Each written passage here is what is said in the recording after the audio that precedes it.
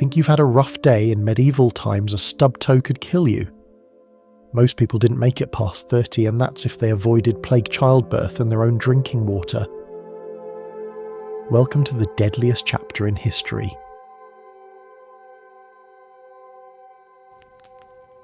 Think you've had a bad week? Maybe your Wi-Fi cut out during a Zoom call, or your oat milk latte had dairy. Tragic. Now imagine waking up in 1347 with a toothache and open sewer outside your window and zero knowledge of bacteria. Oh, and congratulations, you're probably already dying. In medieval Europe, being alive was basically a slow-motion attempt at not being dead. Most people failed. You've seen those fantasy films, knights in shiny armour, peasants dancing around fires, castles with dramatic sunsets. Cute. Reality dirt. Disease. Despair. The Middle Ages were less Game of Thrones and more Fear Factor without the prize money. If you were born, poor congratulations again, you just inherited a lifetime supply of suffering, half a turnip, and maybe a disease that would be named after your symptoms, if you were lucky enough to have someone record them. Let's talk numbers, because numbers don't lie and they don't flinch. Life expectancy during the Middle Ages hovered around 30-35 years. But don't get excited. That doesn't mean people lived full thriving lives into their 30s. It means so many babies and kids died that the average plummeted like a knight in a chainmail swimsuit. Survive past childhood and you had a shot at 50. Maybe. If you avoided war, famine, childbirth, infection, wolves, and some dude named Lord Something who thought you looked a bit too healthy. Infant mortality wasn't a tragedy, it was a Tuesday. Roughly 1 in 3 babies died before age 1. Half didn't make it past 5. Cribs number vaccines. Also no. Medieval parents didn't always name their kids right away because there was a decent chance the baby wouldn't make it to next week. Imagine the trauma of that being normal. They grieved fast because there was no time not to. And sure, you might be thinking, okay, but I'd be rich. Well, wealthy people died too, just slower and with better shoes. Disease didn't care about your noble blood. Plague rats didn't check for family crests. And if anything, rich folk sometimes had it worse. More food, sure, but also more lead goblets, more inbreeding, and more insane medical treatments involving live pigeons and mercury. Not even kidding. Let's say you made it to age 15, hooray, adulthood, that's right. 15 was full grown in the medieval mind. Time to marry, farm fight, or become a monk. There was no teenage rebellion, just teenage scurvy.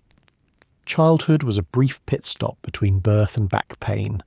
You were expected to produce, obey, or die trying. Don't romanticize the past. People didn't wander through fields quoting poetry and admiring clouds. They worked from sun-up to sundown, and not at a standing desk with an ergonomic chair, try bent over in a muddy field with a wooden plough and maybe one functioning shoe. Productivity wasn't tracked in spreadsheets. It was tracked in how many of your children survived the winter. And then there was hunger. Famine hit every 10-15 years like a particularly nasty boss level in a video game. One bad harvest meant your family might start eyeing the leather on their boots as a snack. People ate grass, tree bark, occasionally each other. Modern dieting complaints don't stand a chance. No carbs versus no food is not a fair fight. But death didn't just visit through the front door. It slipped in through cut splinters, childbirth, or a quick fall off a roof. People dropped dead mid-sentence. One infection, and you were done. Your cousin sneezes. Funeral by Friday. Every act washing clothes, eating meat, scratching your leg was a roll of the dice. Every surface was a death trap with a medieval accent. Funerals weren't rare occasions. They were social events. People died so frequently that graveyards had to be reused. Corpses were stacked like medieval Tupperware, and embalming not a thing. The smell of death wasn't poetic. It was the town perfume. If your neighbour went quiet for too long, someone checked to see if they needed help or a burial. There were no painkillers, no antibiotics, no stay home if you're sick. You worked sick, bled sick, birthed sick. You died sick, and the priest just said it was God's will, that's it. divine punishment or celestial shrug. Either way, the result was the same: another wooden cross, another freshly dug hole, another reminder that being alive was temporary and mostly terrible. So next time your phone battery hits 1% and you panic, remember, medieval folks didn't even have time to panic. They were too busy surviving gangrene, avoiding feudal taxes, or dying from boiled water. It wasn't a lifestyle, it was a slow-motion tragedy with occasional bread. Modern problems may feel big, but if you were thrown into 13th century England right now, naked, shoeless, clueless, you'd last about 3 hours. Maybe. And that's assuming no one mistakes you for a wizard and sets you on fire. This isn't time travel, it's time punishment. And yes, there were happy moments, music, festivals, drunken dancing.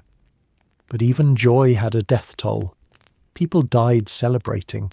Fireworks, accidental stabbings, drunken drownings, all included. The Middle Ages were not an era of subtlety. They were loud, messy, violent and terminal. So here's to your mattress, your doctor and your plumbing. Here's to antibiotics and grocery stores and hand soap. Because statistically speaking, just existing in the present means you've already won the lottery of life. You've outlived your medieval ancestors without even trying. And trust me, you wouldn't have lasted a week. Let's play a fun little game. Take your worst ever trip to the dentist, Numgum's awkward suction noises. That weird moment where they ask questions while both their hands are in your mouth, and now remove the gloves, the anaesthesia, the lights, the clean tools, and oh yeah, any knowledge of how teeth work. Congratulations, you've just booked an appointment with a medieval dentist, otherwise known as the village blacksmith on his lunch break. Dentistry in the Middle Ages was less about saving teeth and more about yanking them out with a prayer and a rusty pair of tongs. And if you think medieval people didn't have cavities because they didn't eat sugar well, ever heard of honey-dried fruit or literally chewing on bones? Dental hygiene as we understand it simply did not exist. Toothbrushes? Nope. Toothpaste. Only if you count crushed mint, powdered charcoal or brace yourself urine. Yes, people literally rinsed their mouths with aged pee because they believed it had cleansing properties, which in fairness it did, for killing off your social life. Most people use sticks to rub at their teeth, if they did anything at all, and if that stick came from a sacred tree or was blessed by a priest, even better, because clearly divine intervention was the only hope they had of not dying from a gum infection. You know what happens when you don't clean your teeth for say 15 years straight, rot. Decay. Gum disease that makes your breath smell like a rotting goat left in the sun. In fact, medieval breath was probably a weapon of war. Historians think people just got used to the smell. As teeth fell out, cheeks sunk in. A full smile was a rarity. A healthy smile was suspicious. If you had nice teeth, you were either a witch or rich enough to afford your own chamber pot, both punishable by public execution in some towns. Let's say your tooth started to ache. Not a regular oops, I drank cold water ache, but a full-blown throbbing medieval skull-splitting monster inside your mouth. What do? Well, first you might visit the local barber surgeon. Yes, barber. The guy who cuts hair and dabbles in amateur surgery. His cure. Sit you on a stool, maybe give you a leather strap to bite and rip that bad boy out with iron pincers he just used to castrate a goat. No numbing. No sanitation. No regrets. Blood was part of the decor. Some barbers claimed to have tooth keys which looked like torture devices and basically crush the tooth into fragments before yanking out the pieces. This could and often did shatter the jaw or leave chunks behind to rot. Infection would set in within hours, and you'd either die from blood poisoning or live with a permanent gaping hole that hummed with pus. And if the pain didn't kill you, the fever probably would.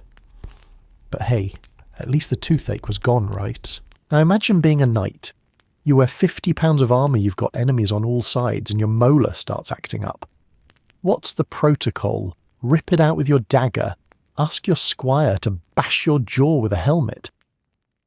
Actually, knights often just endured the pain until it either went away or they died in battle, whichever came first. Some even drank boiling wine to cauterize the nerve endings. Let me repeat that: boiling wine. That wasn't a party trick, it was a desperate face-melting solution to dental agony. And don't think the upper class had it easier. Noblemen and women often consumed more refined foods, softer, sweeter, stickier, which made their teeth rot faster than a peasant's. Combine that with their obsession with beauty and courtship, and you've got a group of people smiling through bloody gums and abscesses the size of walnuts. There are royal skulls found with the missing jaws and crumbled molars. One French queen is rumoured to have worn perfume in her mouth to cover the stink. Not even diamonds could outshine a decaying bicuspid. Speaking of abscesses, those delightful little pus pockets in your gums, they weren't just painful, they were deadly. An untreated dental abscess can cause your face to swell like a cursed turnip close off your throat and suffocate you while you sleep. That's how people died, choked by their own tooth rot. Or the infection would travel into the bloodstream, causing sepsis, an invisible killer with no name and no mercy in medieval times. One day, you're biting bread, the next, you're a corpse in a mass grave. And here's the kicker. Many people thought toothaches were punishment for sin. That's right, bad tooth, bad soul. Some tried praying the pain away or rubbing relics on their cheeks like fragments of saints' bones or bits of holy cloth. Others visited tooth charmers, travelling conmen who claimed to chant the pain away for a small fee, of course. Spoiler alert, they were lying. The pain didn't go away. You just lost your money and your last molar. By age 20, most commoners had more holes than teeth. Their smiles looked like a jack-o'-lantern that lost a fight with a pickaxe. Eating was a painful chore. Chewing too hard could dislodge what was left. Many medieval recipes boiled food to mush soups, stews, porridges because chewing was a luxury.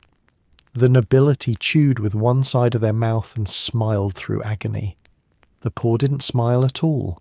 Who could when your teeth were trying to kill you? And let's not forget about children. Kids were born into this oral nightmare with no toothbrush in sight. By 10, they were already losing baby teeth, and not the cute put it under the pillow way. Think it rotted and fell out during supper. Medieval skulls of young teens show toothwear rot and jaw infections that would make modern dentists cry. Children didn't lose their teeth to grow up. They lost them because their diet was murder and their hygiene was myth. You know what people did use for dental pain relief: butter, herbs, warming stones, prayers, and if none of that worked, alcohol. Buckets of it. Enough to knock out a cow. Strong beer or distilled spirits weren't just for parties, they were the only anaesthetics they had. Which meant medieval dentistry sessions often ended in blackouts, blood loss, or both. Hangover, try hangnail of the jaw. And what about dental prosthetics, you ask? Technically, yes, they existed. Rich people sometimes had fake teeth carved from ivory bone or other people's teeth. Grave robbers made a killing literally by pulling teeth from corpses to sell to the living. So next time you worry about second-hand clothing, imagine borrowing someone's smile from a skeleton. Style was pain. Pain was fashion. And nobody smiled in wedding portraits for good reason. In modern times, we dread going to the dentist because the drill makes a weird noise or the bill is too high. In the Middle Ages, people feared the dentist because they might not come back alive. It wasn't about dental care, it was dental survival. And when someone said just pull it, they meant it literally violently and without remorse.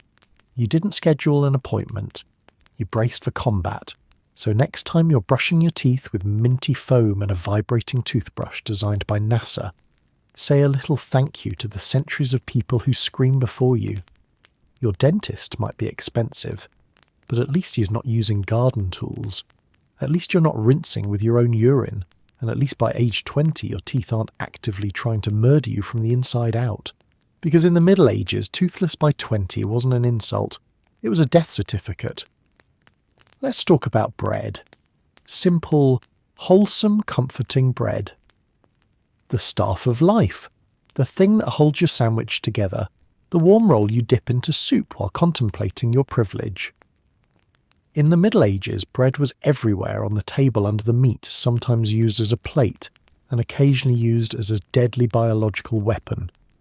Because when you're poor, hungry and desperate, is this safe to eat quickly becomes, can I chew it before it kills me? Bread was the cornerstone of every medieval meal.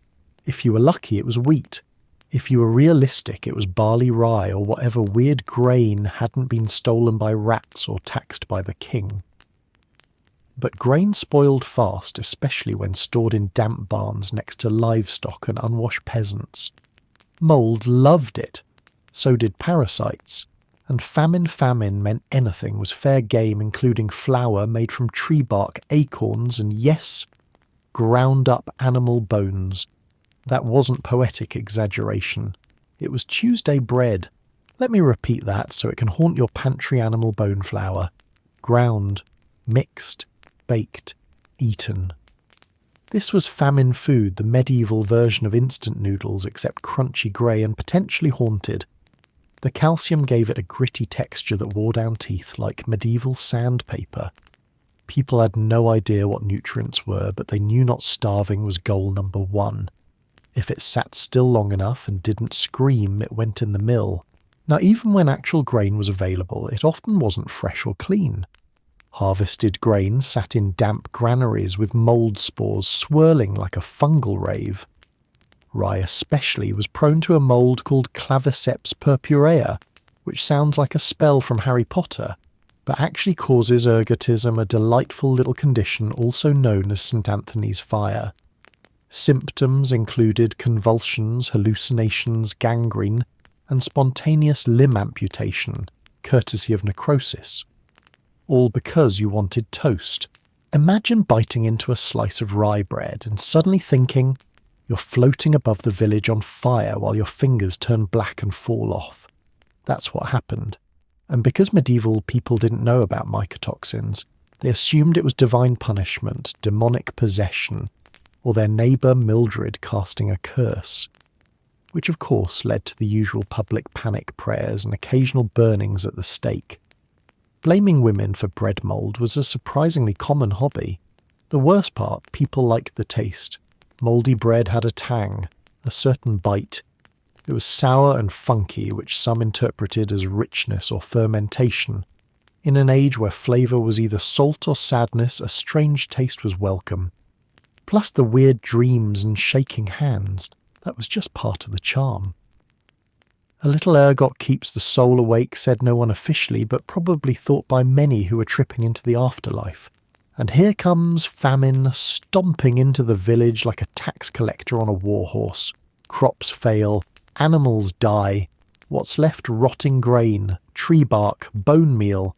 Some towns mixed clay with flour, yes, literal dirt to make the dough go further. Clay doesn't digest well, by the way.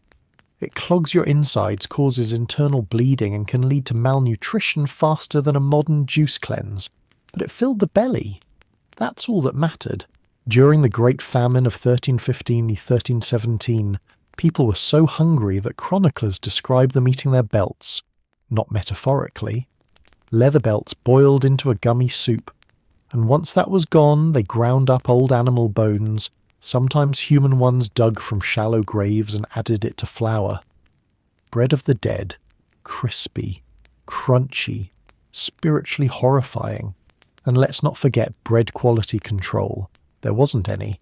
Bakers added chalk to whiten bread sawdust to bulk it up and ground lime for texture. These weren't criminal acts, they were standard practice.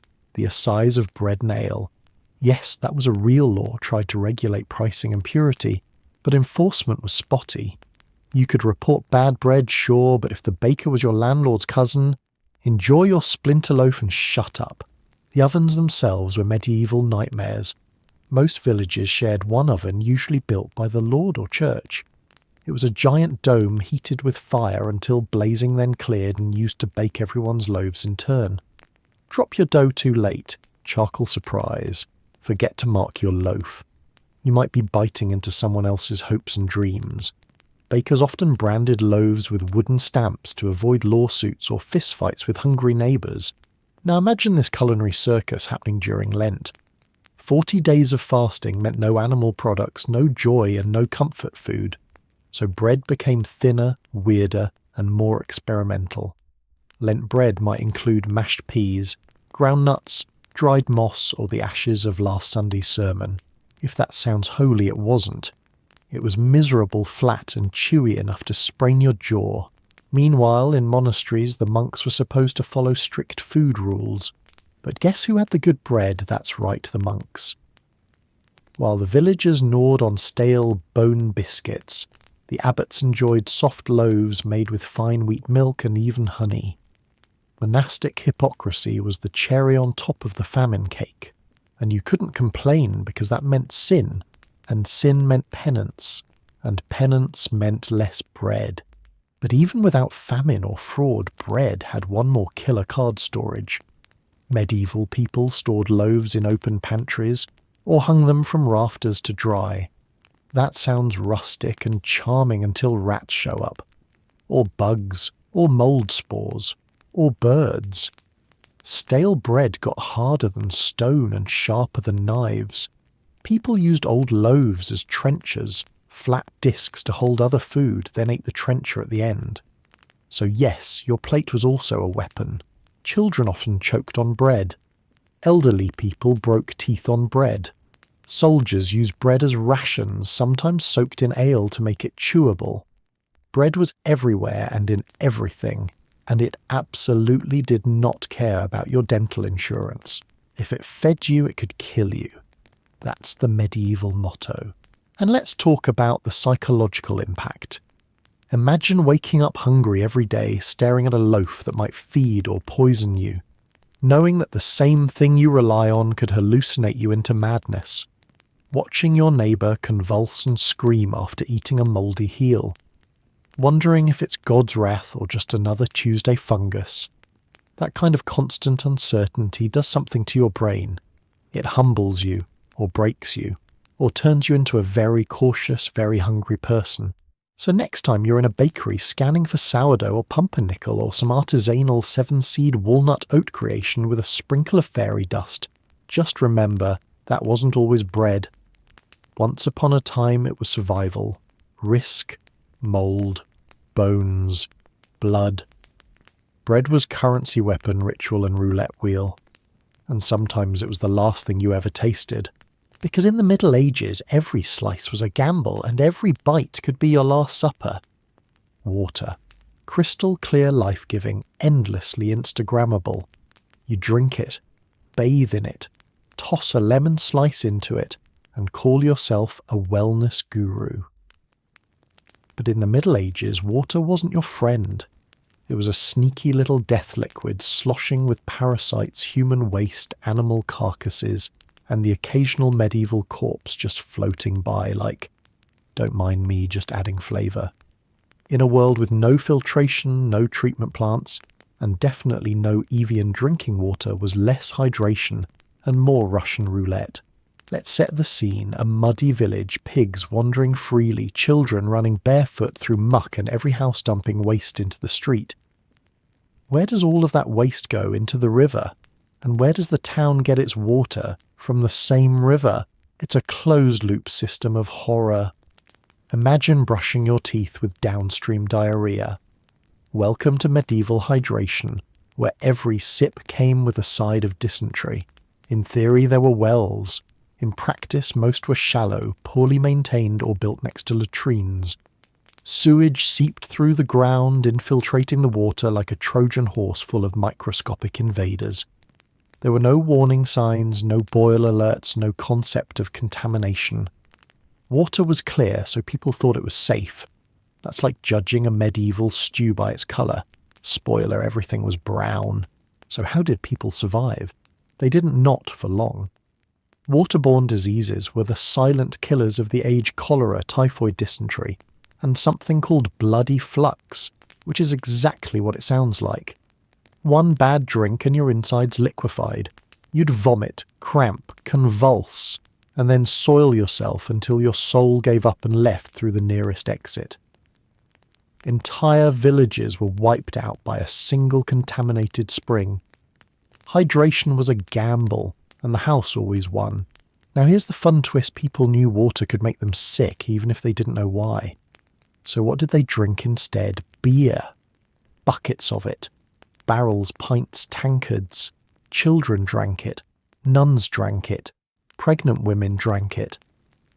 Breakfast beer was a thing. It was called small beer, low in alcohol, high in calories and slightly less fatal than puddle water. It was basically medieval Gatorade. But beer wasn't brewed because they were party animals. It was brewed because boiling killed bacteria, not that they knew the word bacteria, of course. They just knew boiled drinks made you less dead. Water was for washing barely. Beer was for everything else.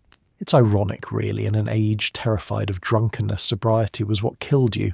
And yes, they still drank water sometimes, especially the poor who couldn't afford beer. You think the local peasant family was sipping on home-brewed ale with their turnip stew? Please. They drank whatever trickled nearby and hoped it didn't sparkle too much. Sparkles meant movement. Movement meant worms. Worms meant you'd soon be meeting your ancestors. And those ancestors probably died from the same damn river. Let's talk about bathhouses.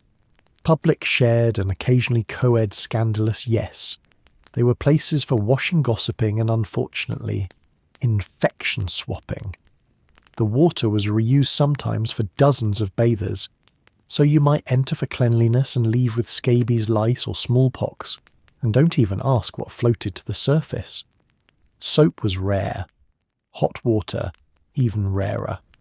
You didn't so much get clean as you got temporarily less sticky. In cities, things got worse. More people meant more filth. The Thames in London became a liquid landfill bubbling with rot and rumours of mermaids spoiler dead pigs. Fish floated upside down. Laundry came out dirtier. And still, people fetched their daily water from its banks like everything was fine. It wasn't fine. It was sentient disease soup. And rain was cleaner, but also unpredictable and hard to store. Medieval roofs weren't built for water collection. They leaked more than a politician under oath. Buckets sat outside catching whatever fell, which might include bird poop dust or the occasional plague sneeze drifting by. There's nothing quite like sipping sky water while hoping a pigeon didn't poop in it first. To survive, people turned to desperate solutions. Some tried adding herbs or vinegar to their water, hoping the purity would balance the sickness. Others stirred water with iron keys, thinking the metal would scare off evil spirits. Yes, really. Medieval science was just superstition with a fancier hat. Boiling water helped, but fuel was expensive and time-consuming to gather. Most people just rolled the dice and hoped they weren't drinking Grandpa's runoff. Now what if you were rich? Surely the nobles had pristine aqueducts and golden faucets, right? Not quite. They had servants who fetched their water, which often came from the same filthy rivers as everyone else. They might flavour it with rose petals or sugar if they were fancy. But unless they had a private spring, they were just dying of dysentery in nicer robes. Monasteries sometimes had slightly better water systems. Some even had indoor plumbing. Don't get excited, it was basically a wooden pipe that dumped waste into the river faster. But even monks weren't immune to filth. One document describes a monk collapsing after drinking from the wrong cistern. Wrong as in shared with livestock. Divine intervention didn't cover cowpea. Let's not forget about the travellers. Roads were dusty, water was scarce, and inns. Well, they offered hospitality, which included questionable stew, a lice-filled blanket, and a ladle of water that smelled like regret. Travellers often carried flasks of beer or wine not for fun but for survival. Because if you drank water in a strange town, you risked becoming part of its burial statistics. And when people did die of water-related illness, they didn't know it was the water. They blamed witches' bad humours or God testing their piety. Some even believed water spirits had cursed them. There are tales of peasants tossing bread or coins into wells to appease the ghost within. Meanwhile, the ghost was just cholera doing backflips in their intestines. So what did we learn? In medieval times, water could cleanse your hands or kill your liver. It looked innocent, tasted harmless, and murdered quietly. People feared fire swords and curses, but the most dangerous thing in the village was a full cup. Not wine, not poison, just water. Next time you fill a glass from your fridge and chug it without fear, remember that you're living in the peak of human luxury. No floating rats, no sewer runoff, no ghost pee. Just clean, life-sustaining water, and not a single hallucination in sight. Because in the Middle Ages, hydration wasn't healthy, it was hazardous. You think you've seen a bad flu season? Maybe your office passed around a sniffle that ruined 2 weeks of productivity. But in the 14th century, going viral had a very different vibe. The Black Death didn't just spread, it exploded like medieval death confetti shot from the world's worst sneeze. By the time it was done, up to 200 million people were gone. That's not a typo. That's the sound of Europe's population getting halved by a bacteria that rode into town on fleas and left on your soul. Let's be clear about the vibes here, absolutely rancid. The plague didn't arrive with warning signs or a polite knock. It stormed in through ships' rats and the unwashed underarms of travelling merchants. The first signs, a headache fever, and the feeling that something inside you was deeply, irreversibly wrong. Then came the swelling, black, painful, and the size of apples. These weren't just bumps. They were buboes, which is somehow both a scientific term and a medieval curse word. Buboes could grow in your groin, armpits, or neck. Basically any area that was already awkward to touch. They oozed. They stank. They pulsed. They were filled with pus blood and the collective despair of your immune system giving up mid-battle. Pop one and you sprayed a radius of pure biological terrorism. People didn't walk away from the plague. They leaked away. The Black Death had 3 flavours. First there was bubonic, the classic. Swollen glands, fever death in 5 to 7 days if you were lucky. Then came pneumonic, which infected the lungs and spread through coughing airborne misery, with a death rate so high it made people nostalgic for bleeding out. Finally, septicemic, the rarest and most metal version. This one poisoned your blood, turned your skin black, and killed you within hours. People literally woke up dead. Now let's get specific. In 1347, 12 ships arrived in Sicily from the Crimea. On board rats, fleas, and death. Sailors were already dying as they docked. Within weeks, the island was a morgue. Within months, the continent was screaming. By 1351, entire towns vanished. Some were found later skeletons still in their homes, as if the angel of death had gone trick-or-treating with a scythe. Cities collapsed into chaos. Doctors wore long-beaked masks filled with herbs, basically medieval gas masks with the aesthetic of a haunted carnival. The idea was that bad air caused disease so the bird face would filter the stench. It didn't. But it looked professional. Like if your family physician dressed as a murder pelican and whispered prayers over your bloated corpse. Medical treatments were an insult to injury. Bloodletting, of course. Some recommended bathing in vinegar, others rubbing onions on your boils. One popular method, sitting between 2 massive fires to sweat the sickness out, which yes, sometimes just burned people to death. But at least they didn't have the plague anymore, just 3rd-degree peace. And the priests. Oh, they were thrilled. The plague was obviously God's punishment for sin, dancing, adultery, or just generally being alive. People were told to whip themselves in public, literal self-flagellation, to earn divine mercy. Groups of men marched through cities half naked, bleeding and crying, spreading disease with every handshake. You know, just good Christian fun. Mass graves became the norm. So many bodies, so little time. Gravediggers couldn't keep up. Cartloads of corpses rattled down cobblestone streets, announced with the medieval version of an Amazon notification. Bring out your dead people were buried with no names, no rights, no family. Just piled together in plague pits, layers of death pressed together like a horrible human lasagna. The psychological damage spectacular. Children were orphaned, parents went mad, entire villages turned on one another. Witches were blamed, Jews were blamed, strangers were blamed. In Strasbourg, over 1,000 Jews were burned alive because people decided they caused the plague by poisoning wells. Rationality wasn't exactly trending. Fear was king, and the crown was dripping pus. Trade stopped. Work stopped. Time itself seemed to pause. People abandoned home cities and even their own family members.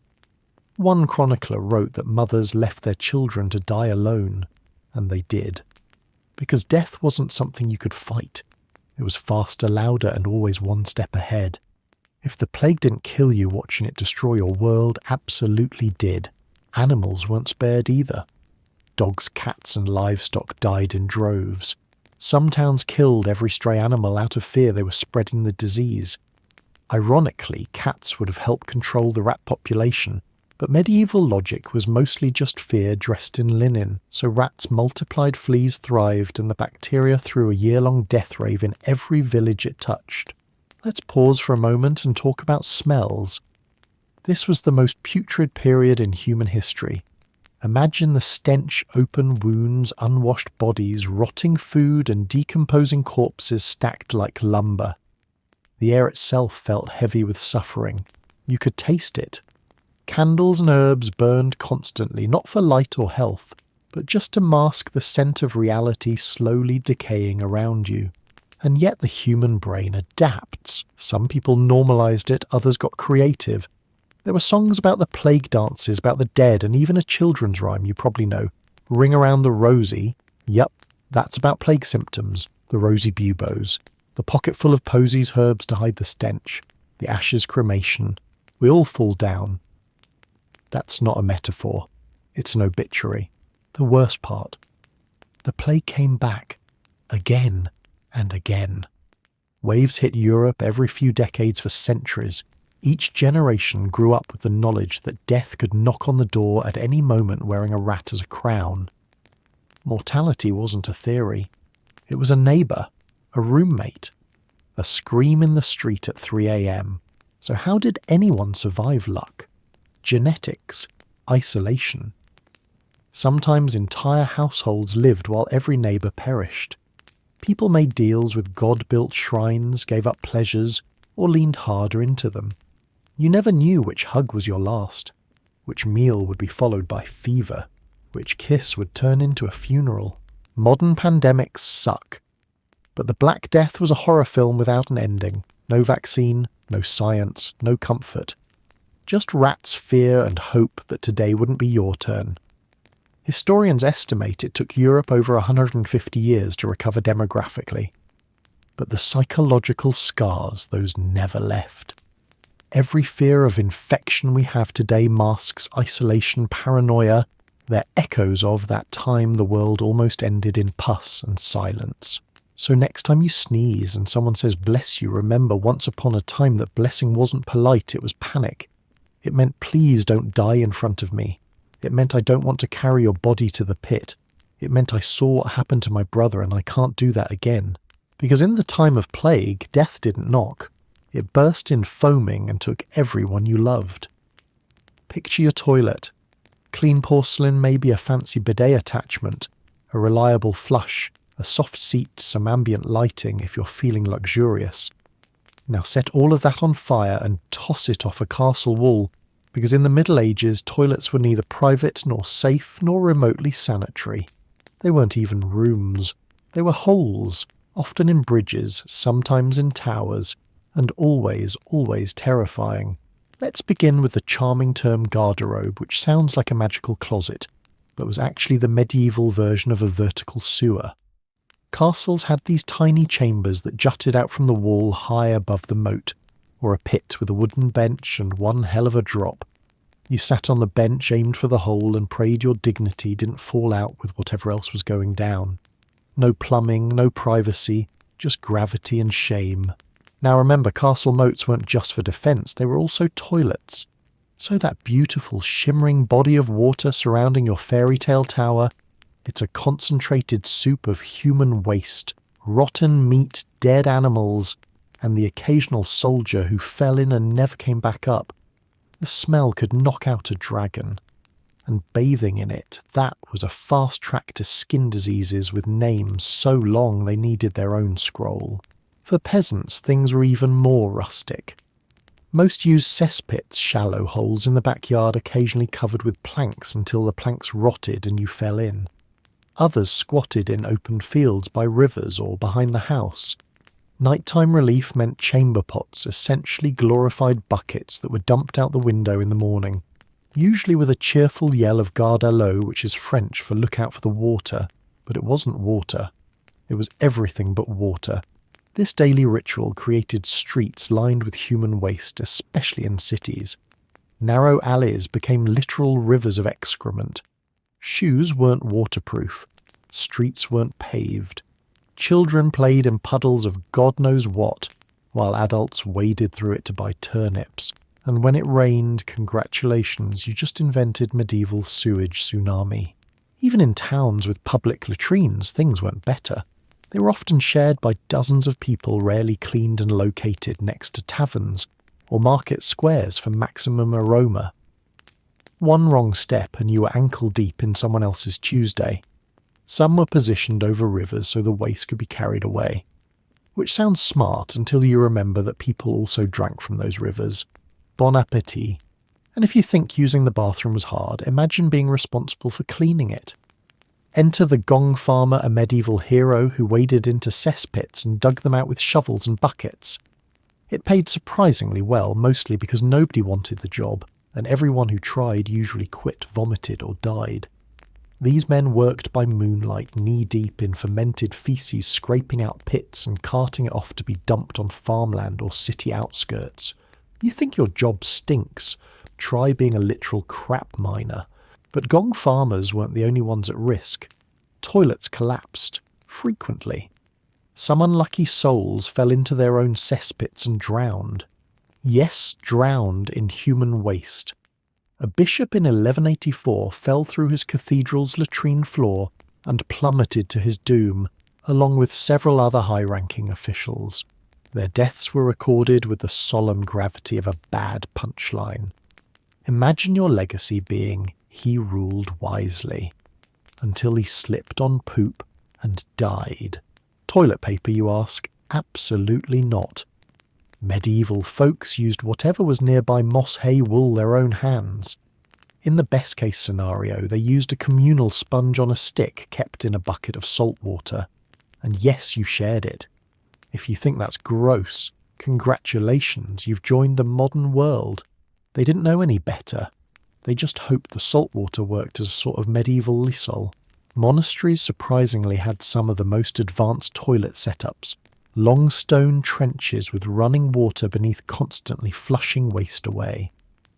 But even these systems could clog overflow or back up during heavy rains. When that happened, the entire cloister learned a lesson about humility and the importance of uphill plumbing. Many monks simply walked into the woods not for peace and quiet, but because nature's bathroom was less horrifying than the one built by humans. Toilets were also social spaces because of course they were. Some latrines were designed with multiple seats side by side, no partitions. You'd sit down next to your friend or neighbour, drop your pants and have a chat about the weather or the latest plague while nature took its course. Nothing bonds two people like synchronized defecation in a stone chamber with no ventilation. And here's the kicker: medieval people knew it was bad. They wrote about the stench. They complained in city records. Laws were passed to stop people from dumping waste in the streets and promptly ignored. But what could they do? No one had invented modern sanitation. Waste management was just hope the rain takes it away or pay someone to carry it somewhere else and make it someone else's problem. This wasn't just disgusting, it was deadly. Human waste carries diseases, cholera, typhoid, hepatitis, parasitic worms.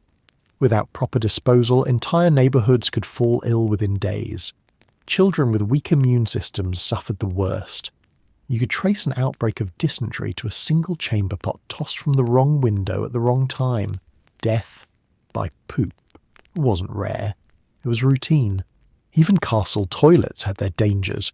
Enemies learned to sneak in through garderobe shafts, climbing up into castles through the waste chute, like the world's worst Mission Impossible scene. That's right, infiltration via toilet.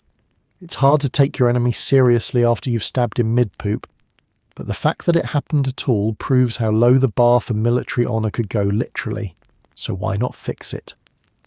Build better systems. Well, people tried. Sort of. But building complex sewers cost money, and peasants didn't have money. Lords didn't want to spend money, and city officials had about the same grasp of engineering as a drunk goat. So the excrement piled up the streets flowed brown, and the smell became background noise. Medieval life was many things, but clean was not one of them. Next time you flush a toilet, think about what it means. It means you're not squatting over a hole in the wind during a snowstorm. It means you're not tiptoeing through a field of sewage on your way to buy onions. It means you're not bracing for a splintered plank to give way beneath your butt. It means civilization evolved. Pipes were invented. Hygiene won the war. Because in the Middle Ages, using the bathroom wasn't just gross. It was a hazardous act of faith. Let's be honest, going to the doctor today can still be a stressful experience. Nobody enjoys sitting on crunchy paper while being asked how often they exercise. Lie. How much they drink, lie again. And whether they floss, definitely lie. But at least your doctor probably went to med school and doesn't diagnose you based on star charts or how many frogs croaked outside your window. In the Middle Ages, though, that was peak science. Your fate was often in the hands of a man who thought sneezing was caused by demons and that your spleen controlled your mood. Medieval doctors weren't doctors in the modern sense. They were more like stylish guessers with access to leeches, medical training. If you could read Latin and own a few scrolls from ancient Rome, you were set. Most of their knowledge came from Galen, a Greek physician who had never dissected a human body, only pigs and monkeys, and yet his theories were gospel for over 1,000 years, which is wild when you consider that Galen believed the brain was mostly for cooling blood. You know, like a medieval radiator. Let's talk about the cornerstone of all medieval medicine humours, not humour as in ha-ha. We're talking about the 4 humours: blood, phlegm, yellow bile and black bile. If you were sick, it meant your humours were imbalanced. Too much blood. You'd be energetic, maybe angry. Too much phlegm, lazy and slow. Too much yellow bile, spicy. Black bile. Congratulations, you're depressed and probably cursed. The solution: rebalance them, which often meant draining fluids until you were half ghost. Bloodletting was the go-to. Got a headache, bleed. Sore throat, bleed. Just feeling kinda off. You guessed it, bleed. Doctors used knives, leeches, and even heated glass cups to open veins and let the badness out. If you survived the cure, you were considered cleansed. If you died, well, clearly the disease was stronger than your sins. This wasn't medicine. This was murder with a diploma. And speaking of sin, many ailments were blamed on moral failure. You got the pox, must have been sleeping around. Rashes. That's what you get for envy. A fever. God's punishment for pride. Doctors and priests often worked together like a tag team of hopelessness. One bled you, the other shamed you. And the only thing more dangerous than a sick patient was a confident doctor with a sharp blade and a vague idea of where the liver might be. Medieval surgery was a circus of horror. There were no anaesthetics, no antiseptics, and no understanding of germ theory. You got cut open with the same tools used to carve meat or shoe a horse. Surgeons didn't wear gloves, and sterilising instruments usually meant wiping them on your tunic. Amputations were common, especially for infected wounds. The process was simple. Hold the patient down, get drunk enough to ignore the screams, and saw through the bone as quickly as possible. Speed was considered a skill. Hygiene was a myth. Let's not forget the urine wheel, a chart that helped diagnose illness based on the colour and smell of your pee. Doctors would collect a sample, swirl it in a clear flask, and compare it to a rainbow of yellow hues. Milky white. Maybe you're possessed. Dark brown. Definitely dying. They even tasted urine to confirm their suspicions. Imagine going to a checkup and your doctor takes a sip from the sample cup like it's wine at a medieval tasting party. Ah, yes, a fine vintage with notes of kidney failure. Astrology also played a major role in medical decisions. Your treatment might depend on the alignment of the stars or the position of the moon. If you were born under the wrong sign, that was your fault. Mercury in retrograde. Sorry, no amputations today. Entire surgeries were postponed due to planetary vibes. The Middle Ages made the horoscope section of a modern magazine look like cutting-edge science. Hospitals, if you can call them, that were closer to hospices. They were run by monks or nuns who offered food, prayers, and a clean death. Privacy didn't exist. Patients lay in rows, moaning and dying in perfect harmony. Beds were straw mats crawling with lice, and the walls echoed with coughing, chanting, and last rites. If you walked into a hospital alive, chances were decent you'd leave as a ghost or not at all. Of course, there were also quack self-proclaimed healers who sold potions, charms, and hope. Their wares included dried toad powder, ground unicorn horn, red crushed animal bones, and love potions made from, let's just say, questionable fluids. Some hung herbs around your neck, others told you to bury a frog under your front step. If it worked, they were geniuses. If it didn't, well, that was your karma. Either way, payment was due in coin or chickens. Dental issues covered in part 2, but let's not forget the doctors who tried to fix teeth by cauterizing your jaw. Eyes hurting. Try goat bile drops. Bad dreams. Probably a demon in your belly. Try an exorcism and a mint. Women's health. Oh boy. Any complaint from a woman was often diagnosed as hysteria, a catch-all term for we don't know, and we're afraid of your uterus. Some treatments included herbal pessaries, cold baths, and tight corsets. Others just involved marriage prayer and shutting up. Now, occasionally someone accidentally did something smart. Washing hands before surgery, a few monks figured that out. Isolating the sick, some cities tried quarantine. Herbal remedies like willow bark, the ancestor of aspirin, actually worked. But these moments were like shooting stars, brief, rare, and usually ignored, because tradition mattered more than results. If Galen said it in a scroll, you followed it, even if your patient was coughing up their pancreas. One of the most horrifying medieval practices, trepanation, the art of drilling a hole in someone's skull to release evil spirits or treat headaches. This wasn't metaphorical. Doctors literally bored into your brain case with a sharp rock or metal tool, sometimes without even shaving your hair. Did it kill people frequently? Did it occasionally help with pressure-related issues? Maybe. But mostly it just turned your migraine into a mortuary appointment. And yet through all this madness, people trusted their doctors. They had to. The alternative was to suffer in silence, hope for a miracle, or drink yourself into a stupor. Faith was stronger than evidence, and desperation was a powerful drug. Families spent their last coins on treatments that killed faster than the disease. People walked for miles to see a man who barely knew the difference between a kidney and a meatloaf. It's easy to laugh at this now. But imagine being there, sick, scared, and in pain, with no Google, no Advil, no second opinion. You'd believe in anything. You'd try anything.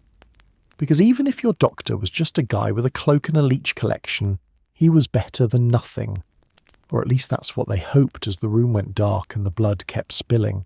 So next time you gripe about a crowded waiting room or a high copay, remember, at least your doctor doesn't wear a plague mask and read your horoscope before prescribing a potion made from sheep bile and burnt toast. At least they don't say, you look a bit melancholy. Let's open your veins and see what leaks out. Because in the Middle Ages, medicine wasn't healing. It was educated gambling with a side of bloodletting. If you think giving birth today is scary, even with modern medicine-trained professionals, sterile equipment and anaesthetics that actually work, try pushing out a baby in the Middle Ages on a dirt floor with zero pain relief, and a decent chance your midwife also moonlights as the town herbalist/witch. That's not a birth plan.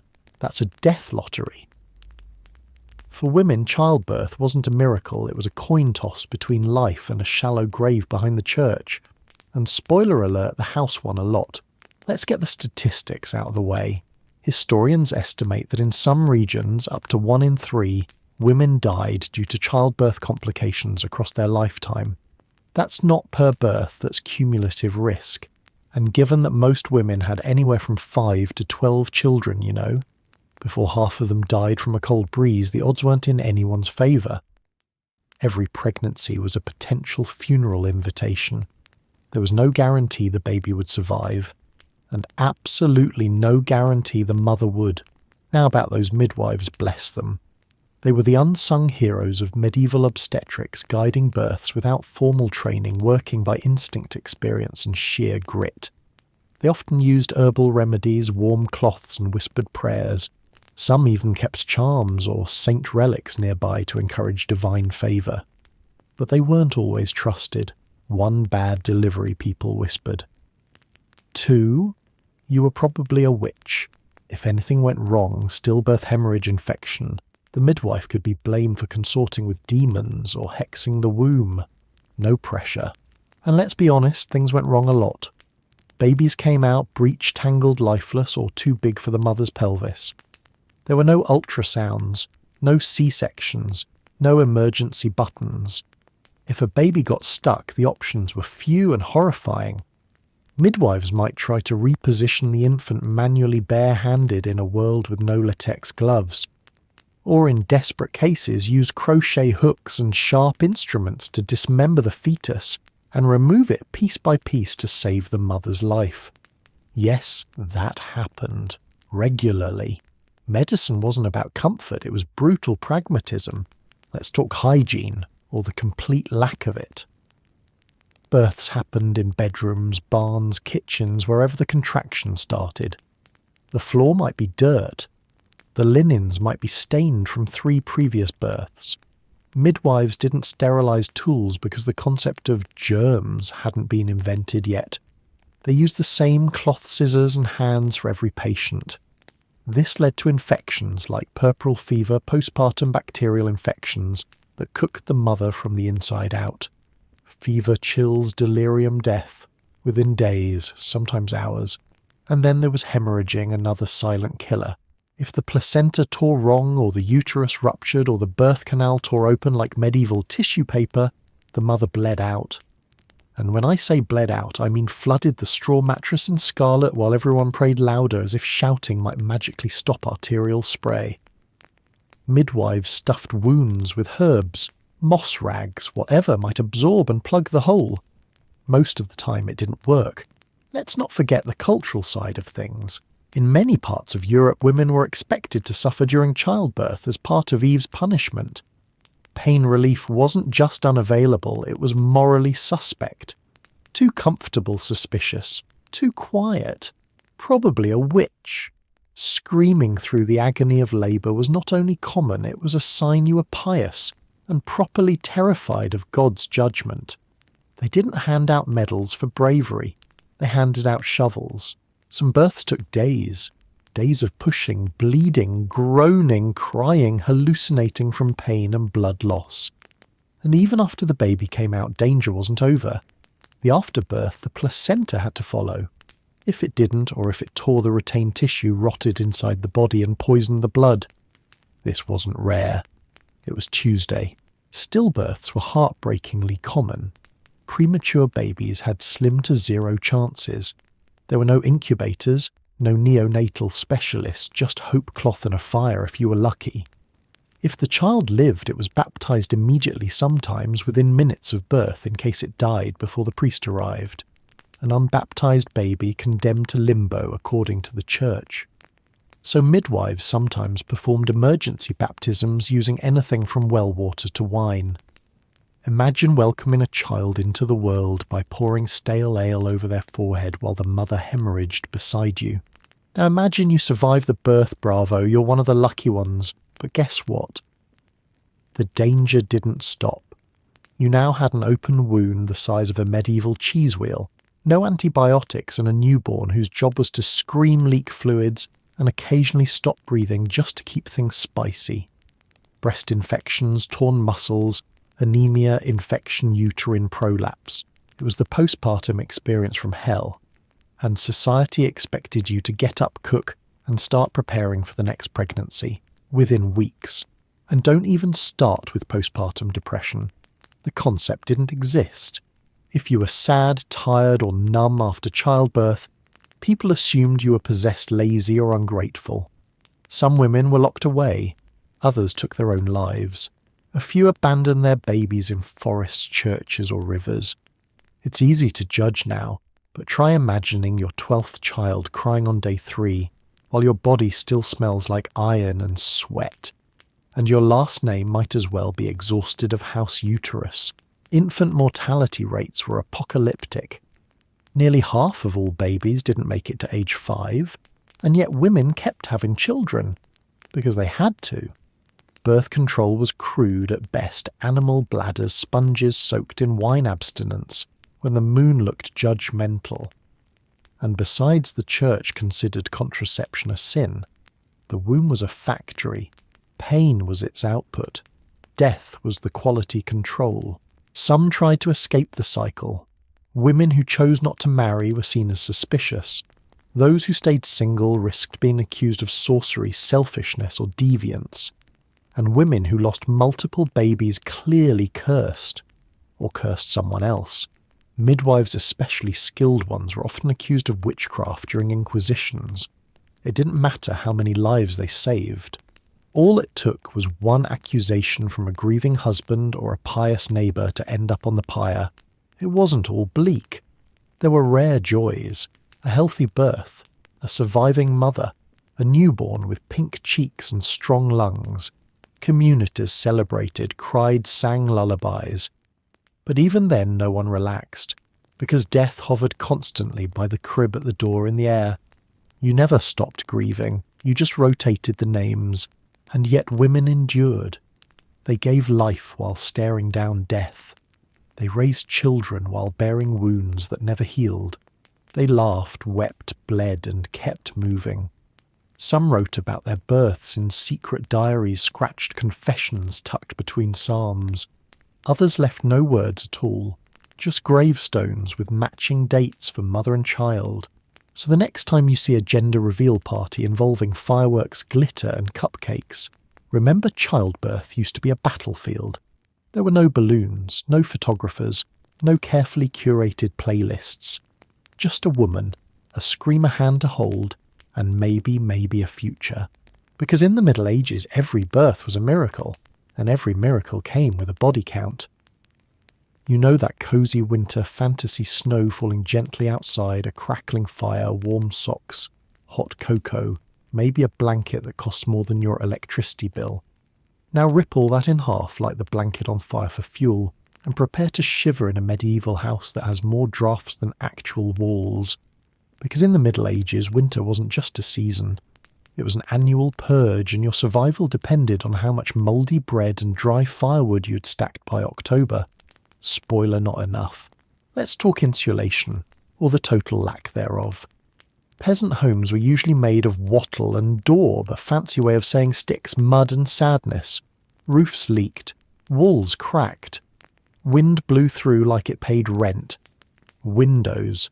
If you had one, it was a hole covered with oiled cloth or animal stomach, not glass. Glass was for churches and kings. You dear peasant were sleeping 3 inches from the frost gods while your goats breathed directly on your face for warmth. And the fire was your sun. It was everything. It cooked your food, boiled your water, and kept your blood from turning into slush. But there was a problem. Wood was expensive. Gathering it was dangerous. Not everyone had a forest conveniently located next door. So families rationed their fire like it was gold. They burned dung straw, old shoes, anything that didn't scream when lit. The hearth never went out because relighting a fire without matches is a nightmare, which means someone had to stay up through the night feeding it scraps like a sacred smoky baby. Bedrooms didn't exist. Everyone slept in one room, parents, kids, grandparents, chickens stacked together like biological insulation.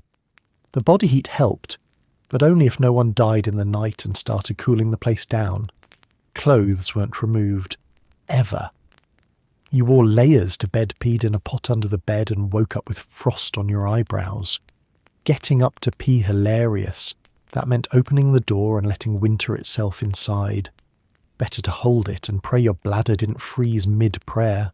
Let's not forget the Little Ice Age, a real historical period from roughly the 14th to the 19th century, when Europe got an unsolicited climate update and temperatures plummeted. Crops failed, rivers froze, livestock died where they stood, and winter stretched on like a tax audit from nature. During the coldest years, the Thames froze solid, and people held frost fairs on top of it, because when death is knocking, why not dance? If you were poor, and let's face it, most people where your diet went full famine mode in winter. No fresh produce, no meat unless something recently died. You lived on hard-bread gruel, dried beans, and whatever you'd managed to preserve in your underground pantry, assuming it hadn't frozen solid. Salted meat was a luxury. Spoiled meat was more common. Ever eaten a half-frozen, half-rotted turnip by candlelight? While your cousin mutters about frostbite, that's medieval fine dining. Frostbite wasn't just an inconvenience. It was a lifestyle hazard. Fingers, toes, noses, these were the first to go. Farmers would wake up with blackened digits and keep working until the gangrene made them collapse. And don't think they had nice fleece-lined boots. Most peasants wore rough leather or straw-bound sandals if they had shoes at all. Socks. Maybe 2 rags tied around your feet. If you wanted warmth, you earned it by not dying first. Children were especially vulnerable. Their smaller bodies lost heat faster, and SIDS was only one of many threats. Babies froze in cradles. Toddlers died in their sleep. Mothers woke up to find cold, silent infants under the same blanket they thought was warm enough. Sometimes they didn't even realize the child had passed until morning. It wasn't neglect, it was reality. Grief was part of the morning routine. Now picture the elderly. Joints stiff with arthritis, lungs weakened by years of smoke and dust stuck in the corner of a freezing hut wrapped in whatever rags were left. If they got sick, and they often did, there were no heaters, no meds, no extra blankets. Just shivers, fever dreams, and whispered prayers. In many families, the old gave up their food and warmth for the children. Not because they were saints, but because that's how you kept the bloodline alive. And illness loved winter. Colds turned into pneumonia. A chill turned into death. There were no antibiotics, no cough syrup, no heated blankets. You lay on your straw mattress and hacked until the room went quiet. The doctor might arrive 2 days later, poke your chest, sniff your phlegm, and declare you possessed. Then he'd bleed you maybe, light a fire under the bed and suggest prayer. You'd die anyway. But hey, at least he tried. Bathrooms covered in part 6, but imagine needing to use a hole in the ground when it's snowing sideways.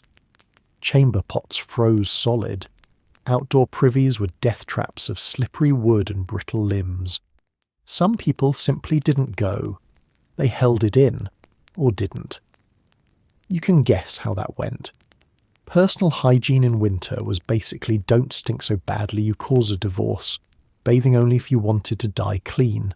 And yet winter was also a test of community. Neighbours helped each other survive. Shared fires, shared bread, shared sorrow.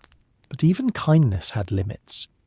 If your household was barely scraping by, feeding one extra mouth could doom everyone. So doors stayed shut.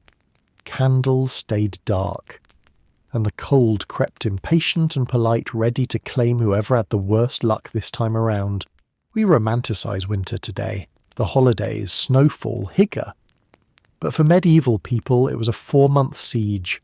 Food stores ran out, animals died, fires weakened, illness spread, hope dimmed. And spring was a rumour, a dream you whispered about while shaking under a threadbare blanket, wondering if this year you'd get to see green again. Some didn't. A harsh winter could bury half a village. Frozen corpses were stacked in barns until the ground thawed enough to dig graves. In some cases the dead were simply left where they fell, propped against a wall, covered in hay preserved by nature's freezer. Wolves and stray dogs roamed the outskirts waiting for weakness. And they always found it. So yes, winter kills. It crept under doors, whispered in lungs-numbed fingers into black stumps. It turned breath into frost and hearts into stone. It wasn't beautiful. It wasn't magical. It was cold, merciless, and efficient. You either survived it or became part of next year's cautionary tale. So the next time you grumble about a cold snap or a broken heater, remember you're not burning your furniture, cuddling a goat, or boiling your belt for broth. You're not watching your breath freeze mid-sentence while your children turn blue in their sleep. Because in the Middle Ages, winter wasn't a season. It was a murderer in a white cloak.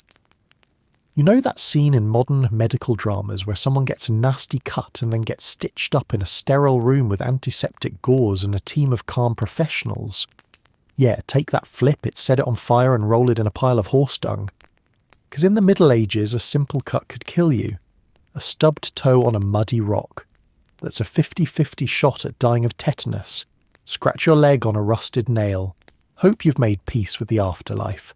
In a world with no germ theory, no antibiotics and no hygiene infection didn't need an invitation. It just moved in and redecorated your bloodstream. Medieval wounds weren't just dangerous.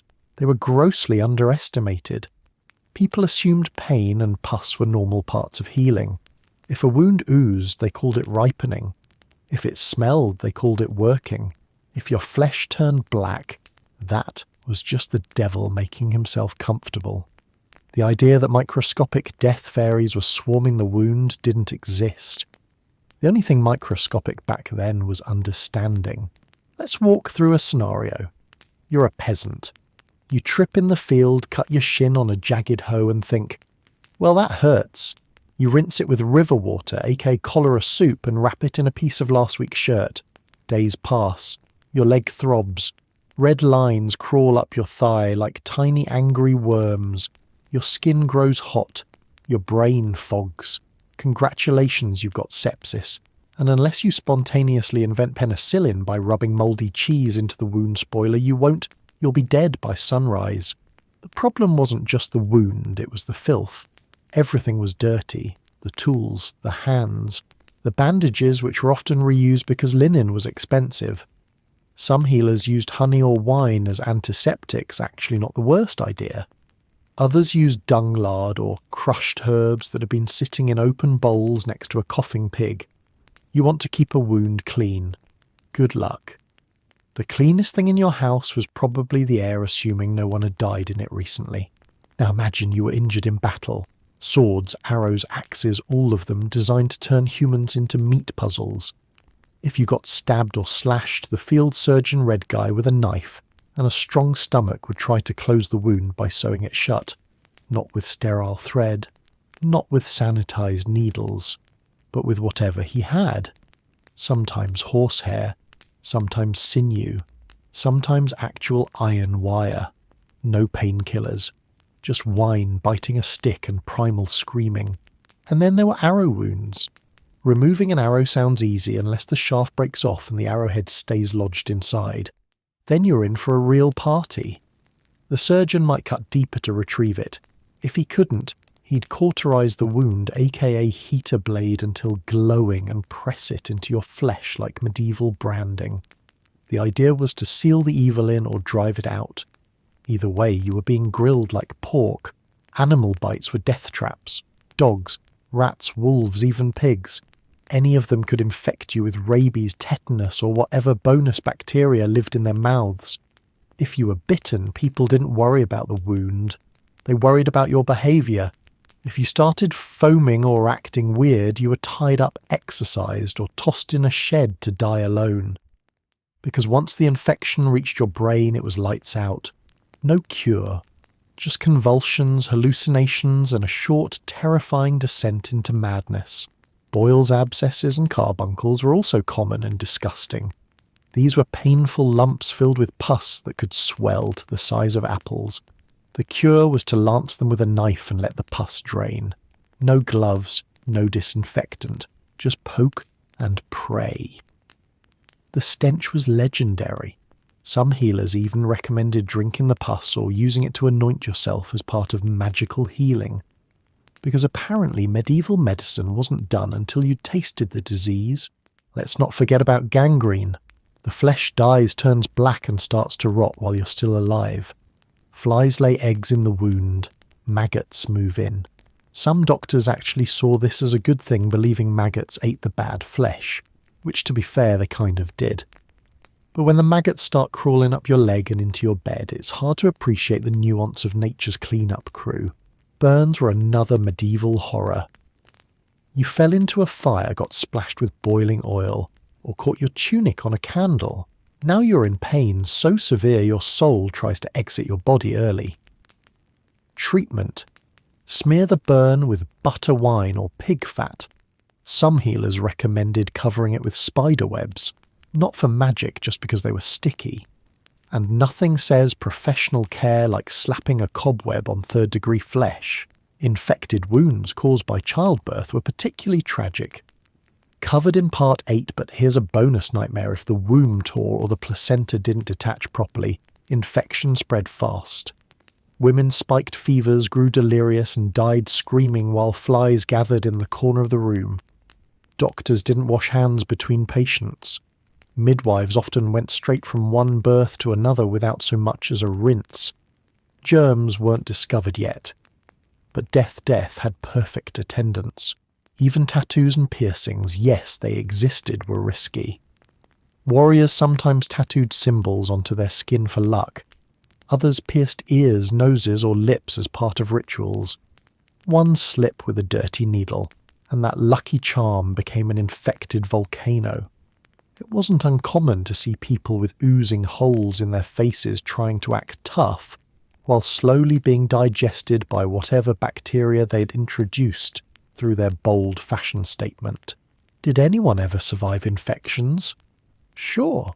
Some people had strong immune systems, dumb luck, or access to relatively clean environments. Herbal remedies like garlic, honey, and certain tree barks did have antimicrobial properties, even if no one understood why. But these cases were rare. For most, infection was the second act of death's play. The first act was injury. The third was burial. And burial came fast. Once a wound turned septic, the decline was rapid. The skin darkened, the eyes glazed, the fever cooked the brain.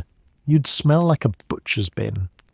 Friends stopped visiting, the priest showed up, and everyone whispered about sin fate and the mysteries of God because no one wanted to admit that a scratched ankle in July had killed another human being by August. So next time you get a paper cut and reach for some antibiotic ointment, remember you're living in the best-case timeline. That little band-aid is a medieval miracle. You're not wrapping your wound in pig fat. You're not soaking it in frog blood. You're not waiting for a fever to tell you whether you'll see next week. You're alive and that cut won't kill you. Probably. Because in the Middle Ages, getting hurt wasn't just inconvenient. It was an invitation to rot from the inside out. Let's be clear from the start, torture in the Middle Ages wasn't something that happened in dark hidden corners away from society's gaze.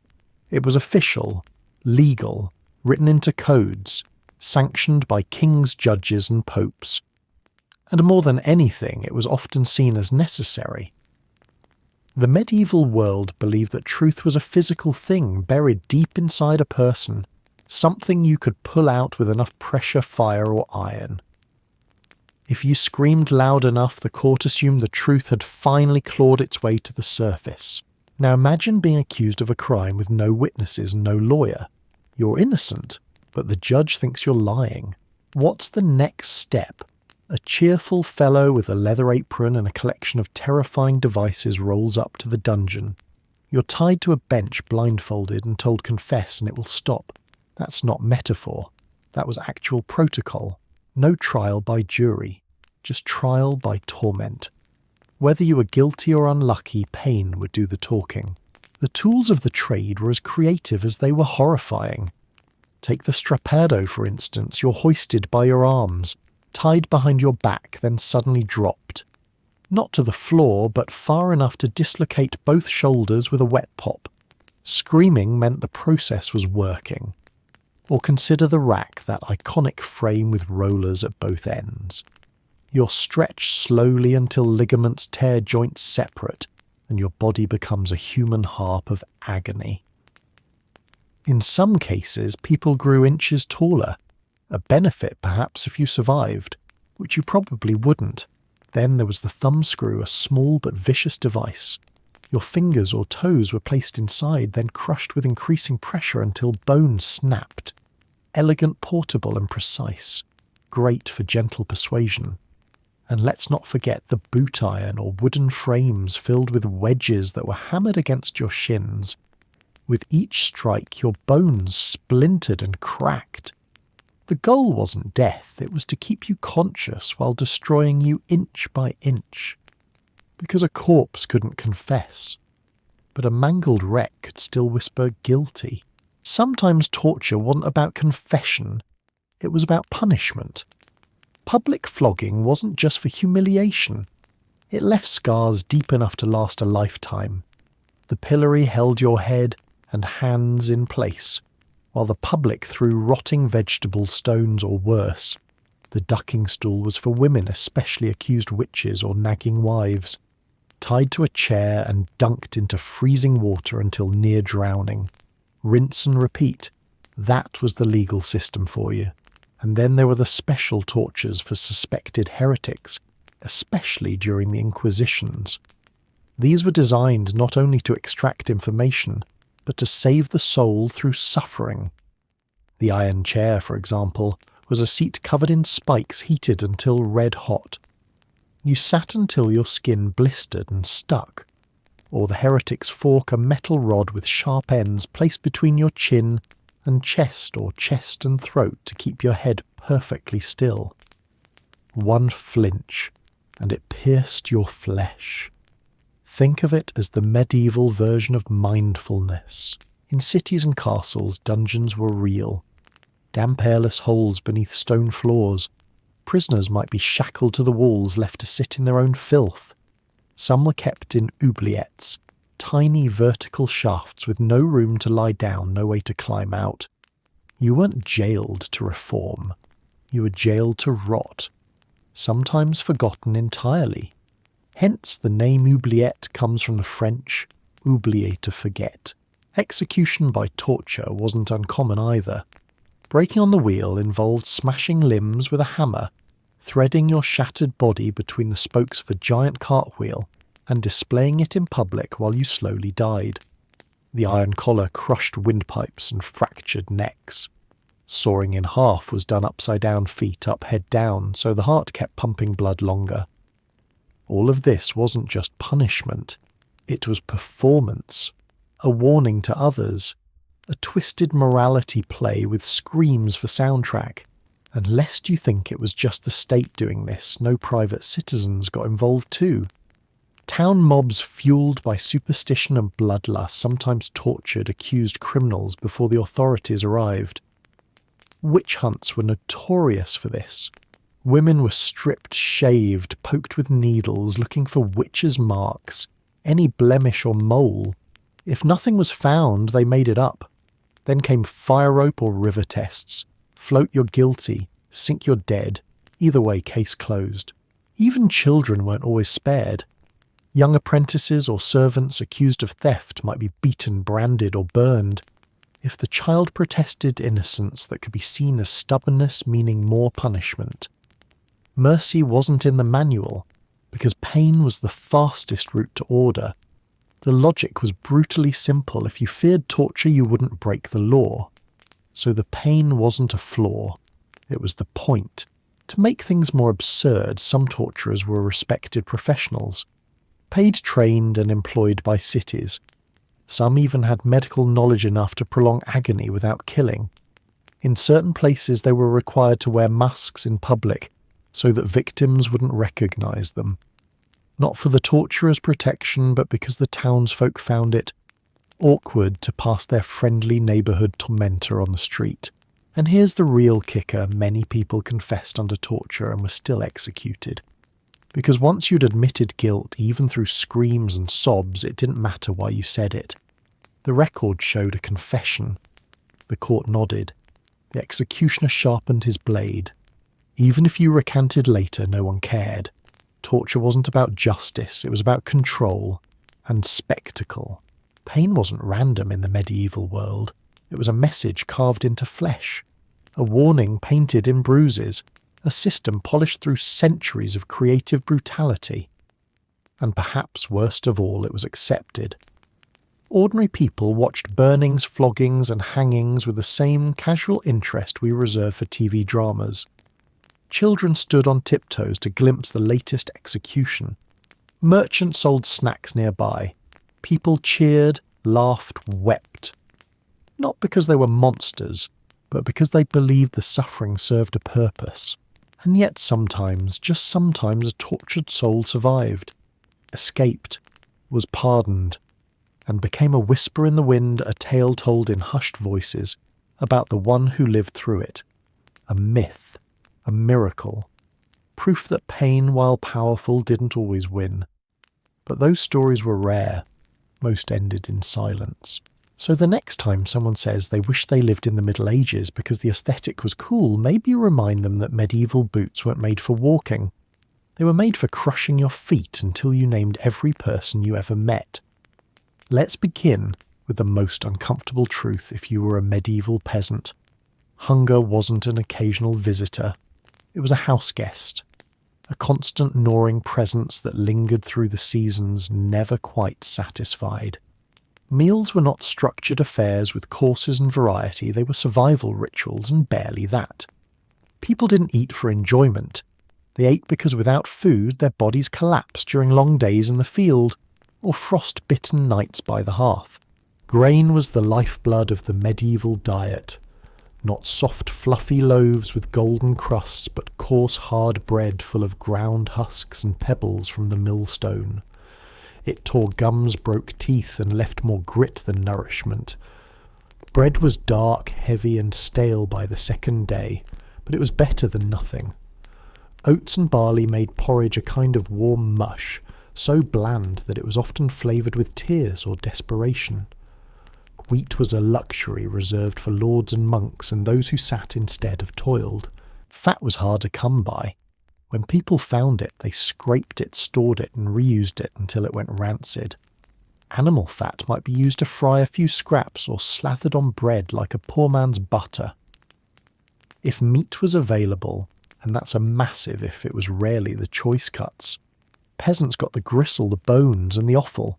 They boiled pigs' feet, livers, tongues, and sometimes hooves, not because they enjoyed it, but because you didn't waste any part of the beast.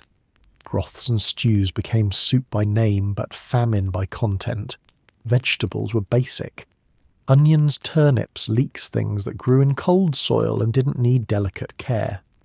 These were thrown into iron pots with a handful of dried beans or lentils and left to simmer into something vaguely edible. Spices were unheard of. Salt was precious. Sugar was a myth. Taste was irrelevant. If the meal filled your stomach and didn't kill you, it was good enough. That was the bar. And then there were famine foods. Bark, grass, roots, sometimes clay. During the worst years when crops failed and winter stretched into spring, people ate anything. There are records of families boiling shoe leather. Others gnawed bones they dug out of churchyards. It wasn't folklore, it was reality. A hungry child doesn't care about tradition. It will eat anything that doesn't run away fast enough. And sometimes, not even then. Dairy, if you could get it, came sour. Milk was rarely drunk straight. It spoiled fast without refrigeration, so it was churned into cheese or fermented into a type of curd. But even this depended on owning animals, and most peasants didn't. A single cow was an enormous investment, and if it died, so did your milk, your butter, and your protein. Eggs were occasional. Chickens laid less in winter, and often the eggs were taken for market or taxes. Speaking of taxes, don't assume that if you managed to grow enough to eat, you got to keep it. Lords demanded tithes. The church wanted a tenth. The miller took his cut. And if you were in debt, you might have to sell your best grain just to survive the winter. Peasants sometimes starved, surrounded by food they'd harvested but couldn't afford to eat. Hunger wasn't just a weather problem. It was a system. Meat, when available, was often preserved poorly. Salting was common but expensive. Smoking required space and time. Fermentation, if you could stomach it, worked in the short term, but many meats simply rotted, and still they were eaten. Spoiled bacon, slimy fish, Or blackened fowl might be scrubbed, stewed and prayed over but not thrown away. The results were predictable. Dysentery, food poisoning, fevers with no names and no cures. Water wasn't safe either. Wells became foul. Rivers carried waste. People knew this sort of. They often drank ale instead, even children. Not because they were rebellious toddlers, but because low-alcohol beer was often safer than water. It was weak, barely fermented, and filled with whatever grain hadn't been eaten by rats. Brewing was a constant task. Every household had its pot. Every pot had its mould. Nutritional deficiencies were rampant. Scurvy wasn't just for sailors. Lack of vitamin C meant gums bled, teeth fell out, and joints ached until bones cracked. Rickets bent children's legs. Pellagra brought madness. People didn't know why it wasn't explained by gods or leeches, but they lived it. Bodies broke down by 30. Eyes dimmed, skin yellowed, and yet work continued. Because there was no pause, only hunger. Nobles and clergy had it better, much better. Feasts were extravagant, filled with roasted game sweetmeats and imported spices. Their tables groaned under pies, puddings, and platters of fresh fruit. But even they had no refrigeration, no hygiene standards, and no concept of balance. Gluttony reigned, and so did gout. Kings died from stomach bursts and meat overload. While peasants starved, lords suffered from excess. Two sides of the same rotten coin. Let's not romanticize seasonal eating either. Summer brought greens, yes, but also insects, mould and spoilage. Winter meant preservation, but mostly deprivation. Spring was the hungry gap when stores were low and nothing had grown yet. For weeks people lived on roots and prayers. Children cried in their sleep from hunger. Mothers wept into empty bowls, and the cold only made the ache worse. Holidays gave small relief. On feast days, often religious villages pooled what they had. A pig might be slaughtered, bread might be shared, but it was a drop in the bucket, a moment of warmth before the grind returned. Even church-sponsored charity had limits. Alms were given more for salvation than compassion, and they were rarely enough to make a difference. Fishing could help, but access was limited. Rivers and lakes were often owned by nobles. Poaching was illegal and punished severely. Even when permitted, fish spoiled quickly and were full of bones. Shellfish were seen as food for the desperate. Snails, frogs and eels became common meals not out of taste but out of necessity. Hunger doesn't care if something's slimy, and so the medieval peasant body was thin, bent and exhausted. Not lithe and healthy as romantic paintings suggest. Malnourishment stunted growth. Chronic pain set in early. Joints ached from lack of fat. Skin sagged from lack of protein. And digestion was a lifelong war. There's a reason so many saints wrote about suffering. Most people were already living in it. Even with all this, the idea of a balanced diet simply didn't exist. The four humours ruled medical thinking: hot, cold, wet, dry. Food wasn't judged by calories or nutrients, but by temperament. Pork might be too moist, beans too windy, so meals were planned by superstition, and often made worse by it. But perhaps the worst insult was how fragile plenty was. One storm, one pest swarm, one broken mill, and suddenly the village had nothing. Starvation could arrive overnight and linger for months. Families buried babies wrapped in rags. Elderly folks volunteered to go without. These weren't heroic gestures, they were strategies for survival. So when someone says medieval people ate organic, you now know the truth. Yes, it was organic. Also parasite-ridden, nutrient-poor and regularly lethal. A loaf of bread might be your last meal, and not because it was tasty, because it was all there was. In medieval life, childhood ended before it really began. There were no playgrounds, no school buses, no naps on soft rugs in brightly coloured rooms. Instead, there was work, and it started early. A child who could walk could carry. A child who could carry could serve. And a child who could serve would soon be part of the endless grinding machine that kept the manor, the fields, the kitchen, or the forge running day and night. At the tender age of 4 or 5, children were already expected to be useful, not in a quaint, symbolic way, in real, tangible labour. Little hands were tasked with gathering firewood, pulling weeds, chasing birds from crops, or turning spits over a smoky fire for hours. By age 7, most were fully embedded in the labour structure. Peasant families couldn't afford idle mouths, and so childhood joy gave way to chores and survival almost instantly. The idea of education was a luxury, and one mostly reserved for boys, noble boys that is. A peasant child might never see a book, let alone learn to read one. Schooling meant watching an older sibling shear sheep, bake flatbread, or carry water until their arms ached. Apprenticeships, while theoretically a path to a trade, often resembled indentured servitude. A blacksmith's apprentice might be beaten for dropping a nail. A miller's boy could lose a finger in the grinding wheel. Mistakes were painful, sometimes deadly. Girls were trained to be wives before their bodies had even grown into womanhood. A girl of 10 might be baking, milking, mending, and mothering younger siblings, while her own mother worked the fields. By 12, she might be married. Not betrothed married. Her womb was now a working part of the household economy. Each child she bore would add another mouth, another helper, another life bound to the same fate. In the cities where life moved faster and disease spread quicker, children became street labourers or servants in wealthy homes. Boys carried heavy loads between merchants. Girls swept floors, cleaned chamber pots, and fetched water from distant wells. Servant children often slept on the floor beside animals or beneath stairwells unseen, but always expected to be alert and obedient. If they stole food, they were beaten. If they broke a plate, they were dismissed or worse. And then there were the most dangerous jobs. Chimney sweeping, though more associated with later centuries, had its roots. Here small boys were sent into tight spaces where grown men couldn't fit. In mines, children crawled into tunnels too narrow for adults, carrying baskets of coal or lead on their backs. In textile workshops, little fingers were forced into fast-moving looms. When those fingers got caught, the machine did not stop. The child did. Punishment was common and often public.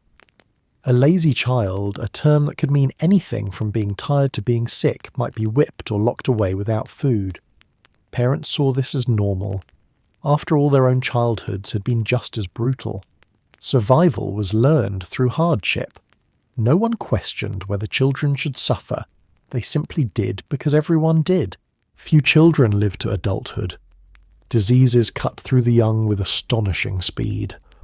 Dysentery, smallpox, influenza, all of them found easy victims among the malnourished, overworked and underloved. A cold might become pneumonia. A scrape could turn to sepsis. With no understanding of hygiene and no access to medical care, many children died before reaching 10. If they made it to 14, they were considered lucky almost adults. Even noble children weren't spared from labour. Their tasks were different, more symbolic, more ceremonial, but no less demanding. A page in a royal household rose before dawn to dress his lord, tend the horses, polish armour, and memorise long prayers or rules of etiquette. Failure meant shame. For girls of noble birth, education came alongside pressure to be poised quiet and ready to marry into a political alliance by 13. Their lives were cloistered, but not carefree. Orphaned children faced perhaps the worst fate of all. With no family to protect or feed them, they were either absorbed into other households as unpaid labour or turned loose into the streets. Begging was illegal, but inevitable. Many joined roving bands of vagrants sleeping in barns or graveyards, stealing scraps when they could. If caught, they were branded as thieves or pressed into service by unscrupulous masters. Childhood for an orphan was a race against death. Religious institutions took in some orphans, but not out of pure kindness. Monasteries and convents needed workers too. Little boys might become novices, cleaning chambers and copying texts. Little girls were groomed for quiet, obedient servitude as lay sisters. Some found refuge, others found only silence and shadow traded from one form of labour to another. The seasons dictated the rhythm of their days. In spring they planted, in summer they harvested. In fall they preserved food and prepared for the cold. In winter they mended fed livestock and prayed they wouldn't freeze. There were no holidays for the poor, only feast days where work paused for a meal if they were lucky and then resumed. No vacation, no respite, just the cycle of toil and sleep and toil again. It wasn't all grim all the time. Children laughed. They found joy in small things, a carved stick, a handful of berries, a song passed between siblings while pulling weeds. But even play was laced with labour. A game might involve racing to carry stones or climbing trees to fetch branches for firewood. Childhood, such as it was, blurred constantly into responsibility. The church offered mixed messages. Children were seen as innocent but also born into sin. Priests preached obedience and fear, teaching that bad children might be punished in this life or the next. Yet they also baptized them, blessed them, and sometimes buried them with tearful rites. The contradiction ran deep. Children were to be cherished but not spared. What passed for toys in the medieval world were things adults discarded. Bits of cloth turned into dolls, bones carved into crude figurines, wooden wheels or stones used for games of chance. If a child had enough energy after work, they might play, but never far and never long. There was always something else to be done. For most, the idea of a future didn't exist. A peasant boy might become a peasant man or die before trying. A servant girl might become a kitchen maid or be married off at 12 or die in childbirth at 15. Dreams were dangerous things. They distracted from duty, from the next sack of grain to carry, from the next pot to scrub, from the next order barked by a tired adult with no softness left in their voice. And so medieval children did not grow up. They were pulled up, dragged up, worked up into the world their parents already hated and feared. They didn't have time to imagine a different life. They were too busy surviving the one they were handed. The medieval world was soaked in fear, and some of that fear wore skirts. When crops failed, children died, cows stopped giving milk, or a storm flattened a village, someone had to be blamed. And often that someone was a woman who lived alone, had a crooked back, or owned a cat. Superstition filled the gaps left by ignorance. If you couldn't explain it with God, you explained it with the devil. And that explanation often arrived with a rope, a crowd, and a torch. Witchcraft in medieval Europe wasn't just a spooky idea whispered over cauldrons. It was a crime, a sin, a betrayal of Christendom itself. It didn't matter that most accused witches weren't casting spells or cursing neighbours. They were simply in the wrong place at the wrong time with the wrong face. A widow who brewed herbal teas, a midwife who helped with birth but couldn't save a dying infant. A woman who didn't attend church often enough. That was all it took. Trials were rarely fair. Evidence was laughable by today's standards, but lethal back then. Did your bread mould faster after speaking with the accused? That was evidence. Did you dream of the woman and wake with a fever witchcraft? Did she not scream when tortured devil's protection? Did she scream too much confession? Logic had no place in these courtrooms. Belief ruled everything, and fear made the gavel drop. Inquisitors, often church-appointed, prided themselves on rooting out the devil's agents. They believed witches worshipped Satan, attended black Sabbaths in the woods, and stole Holy Communion to poison wells. To them, torturing confessions from the accused was not just permitted, it was encouraged. Iron thumbscrews racks, branding irons, water dunking and sleep deprivation weren't punishments. They were tools. Tools of truth as twisted as the bodies they were used on. Once accused, it was nearly impossible to escape. Say nothing. Guilty. Cry and beg guilty. Run guilty. If the crowd hated you, and crowds often did, you were doomed. Witch hunts became spectacles. Children pointed. Men shouted, women clutched their rosaries. Markets paused. Executions were scheduled with the same casual air as festivals.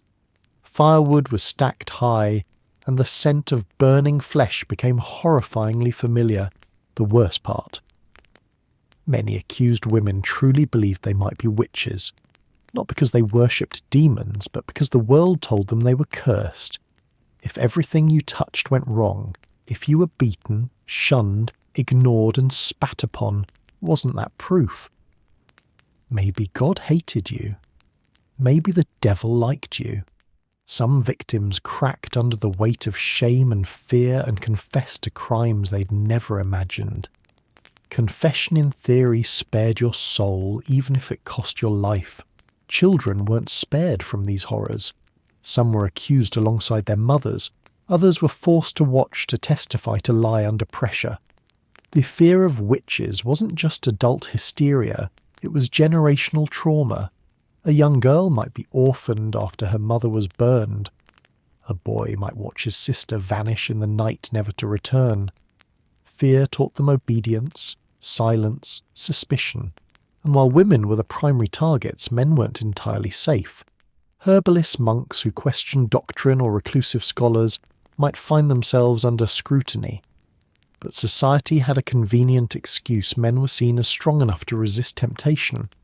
Women, in contrast, were viewed as weak-willed, emotional, and easily swayed by dark forces.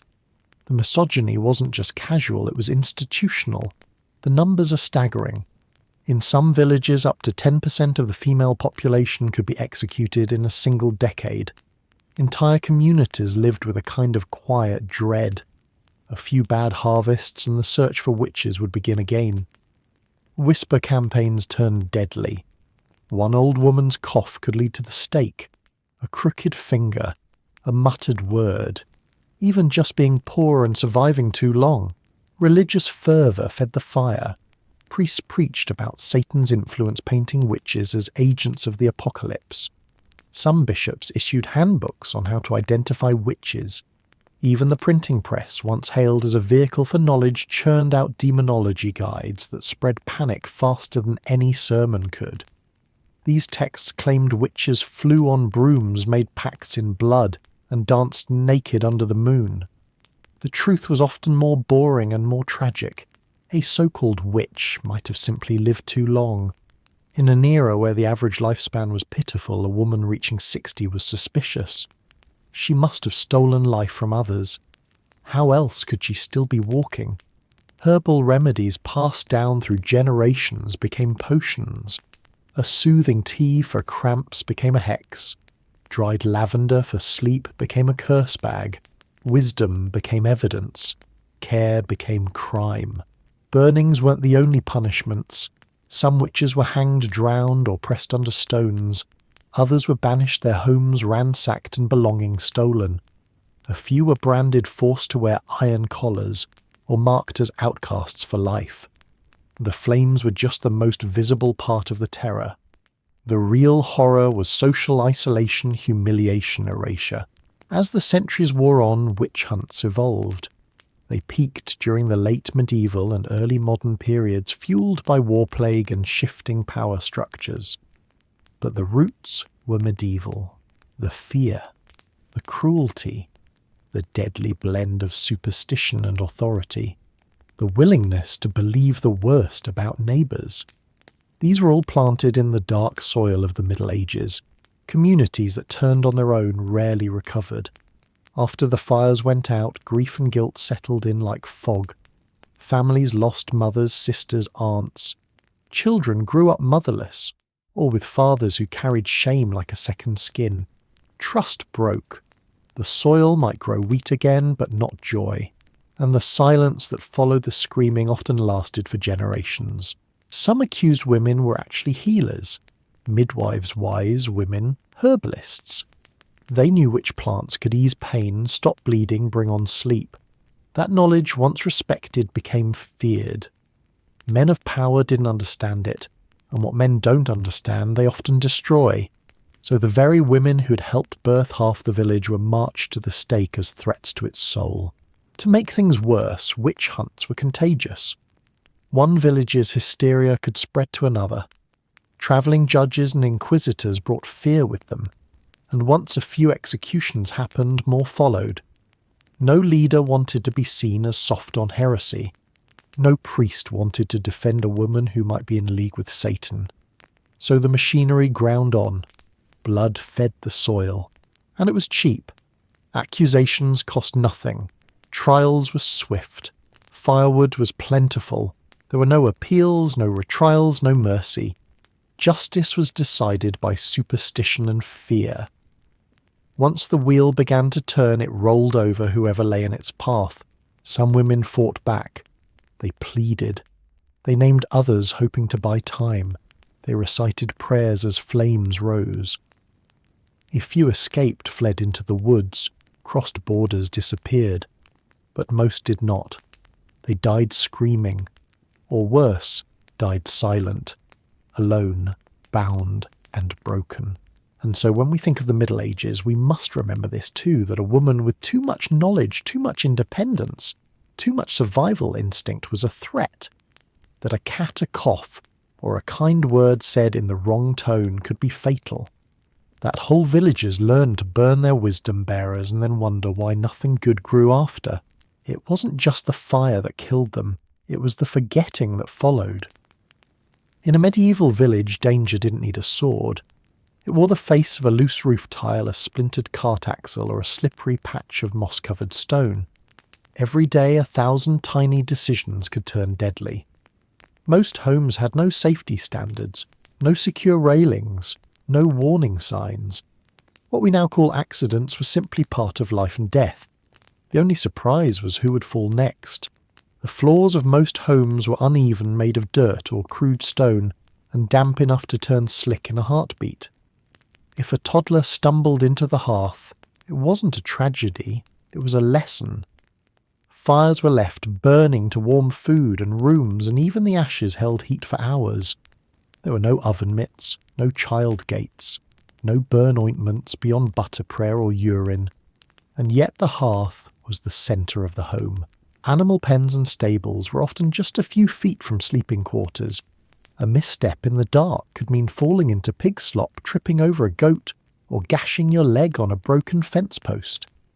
Infections festered quickly in dirty cuts, and tetanus was only one of many rewards for rural clumsiness. No one knew about bacteria. Pus was just something you had to wait out if you lived long enough to do so. Village roads were mud traps in the rain, and dust pits in the dry.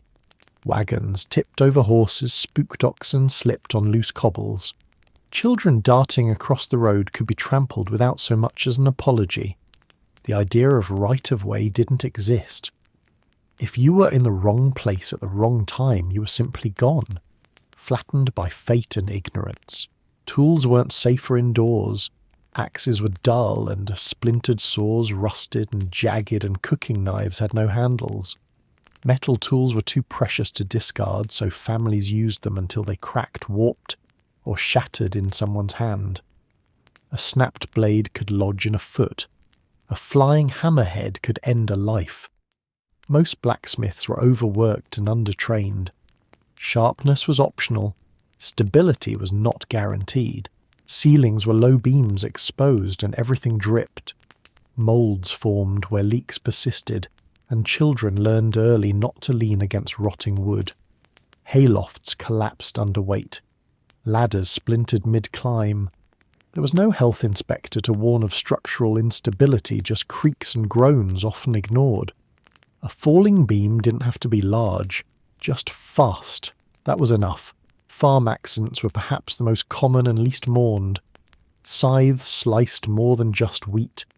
Livestock kicked, bit, gored and crushed. A careless moment near a millstone could rip off a hand. Grain silos, damp and poorly ventilated, collapsed or suffocated those who entered. Farming was not peaceful nor pastoral, it was dangerous, heavy and slow. But there was no other option. Even simple chores were risky. Fetching water meant braving slippery riverbanks, frozen ponds, or deep wells with frayed rope. A young girl who lost her footing could vanish in seconds. Laundry days saw burns from boiling pots, or fingers broken under heavy wet cloth wrung out by hand. In winter, ice made every path treacherous. In summer, heat stroke had no name, just fever and death. In towns, the dangers multiplied. Construction sites used no scaffolding. Stonemasons walked ledges in sandals, hammering with bare hands. Roofers slipped to their deaths, and no one asked why. Buildings leaned like weary men held upright by hope and adjacent walls. Crowded streets meant falling from a second-story window was more than possible, it was routine. And what waited below was not a cushion of care, but stone and boots. Public festivals were equally perilous. Bonfires were lit with little care. Ale-fueled brawls broke bones and split heads. Sword dancers didn't always control their blades. Parades jammed narrow streets and ended in stampedes. If you fell, you were trampled, not helped. If you screamed, you were drowned out by music and laughter. Merriment didn't pause for the maimed. Children bore a brutal share of these mishaps. With no schooling, they were put to work as soon as they could stand. A child of 5 might herd sheep, swing a sickle, carry water, or stoke the fire. Their small hands slipped easily, their feet missed steps, and when they fell, no one was sued, no lawsuits were filed, no reforms proposed. The family buried and continued. Life did not pause for small graves. There were no helmets, no gloves, no boots with steel toes. Leather was expensive, iron even more so. Most villagers worked barefoot or in thin shoes, calloused feet, serving as their only defence. When a nail pierced the sole, or a rock split the heel, the wound stayed open, ripe for flies, filth and rot. There was no antiseptic, no peroxide, no gauze, just linen rags, soot and time. Falling from height was another quiet killer. Many villagers climbed trees for firewood, or fruit crawled atop thatched roofs for repairs, or scaled church towers to ring bells. One misstep and it was over. There were no paramedics. If you landed wrong, you either died quickly or slowly with ribs shattered and breath shortening hour by hour. No one could reset a spine. Crushing accidents were also routine. Heavy carts pressed by weight and slope could roll backwards in a heartbeat. A single ox slipping on a muddy incline might pin its master beneath a wheel. Women carrying baskets of stone or buckets of water often collapsed from the weight. Back injuries never healed. A bent spine meant a bent life, and usually a shorter one. And still people had to smile. They had to walk the same roads, climb the same ladders, wield the same tools. Every moment was a gamble, but no one called it that. It was just life. You did what your parents had done. You repeated their habits. You used the same broken plough. You mended the same sagging roof. Hope was not safety. Hope was simply moving forward. Holidays offered no reprieve. Fireworks were unheard of, but fire was everywhere. Torches dropped in crowded halls. Candles ignited drapes. Oil spilled. A village celebration could become a cremation within minutes. There was no fire brigade, no water pressure, no evacuation route. The air turned black, and those inside simply never came out. And yet the next year the celebration returned. Poisonings were accidental more often than malicious. Mushrooms mistaken for safe ones. Berries picked too early. Metal cookware leaching lead. Bread left too long with mould. People ate because they had to. Hunger was more pressing than doubt. And when the belly grumbled louder than reason, accidents were sure to follow. And if you didn't die from the accident, you might wish you had. A broken leg meant life in bed, no work, and often starvation for the household. A deep gash meant fever and infection, and the haunting sound of your own body trying to rot while still alive. Neighbours stopped visiting. You became that one, the broken one, a burden, a foreshadowing. There was no insurance, no compensation, no safety net. If a father died while chopping wood, his children simply had fewer meals.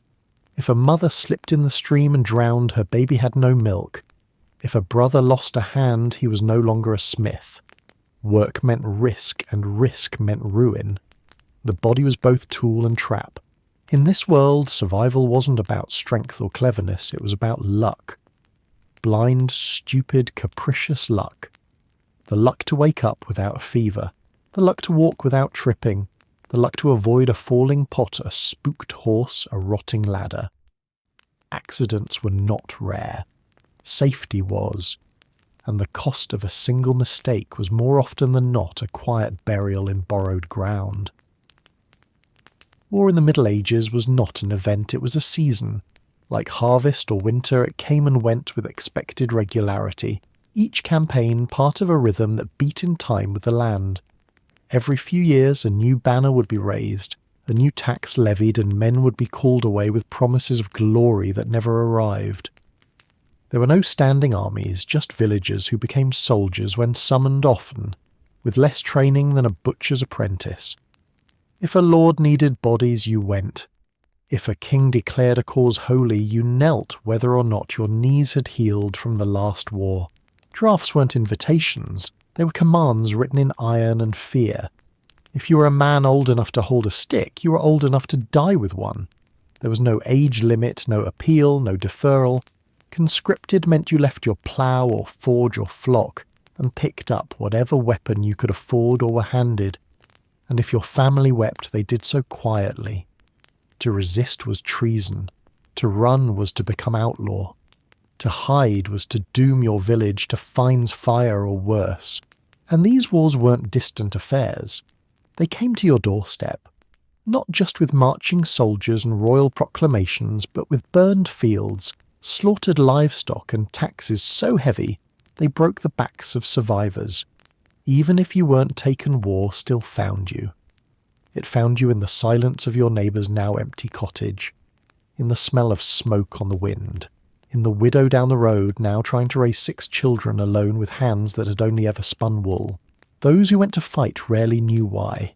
The causes were wrapped in names, borders, or blood feuds long forgotten by the time swords clashed. The 100 Years' War wasn't one war, it was dozens.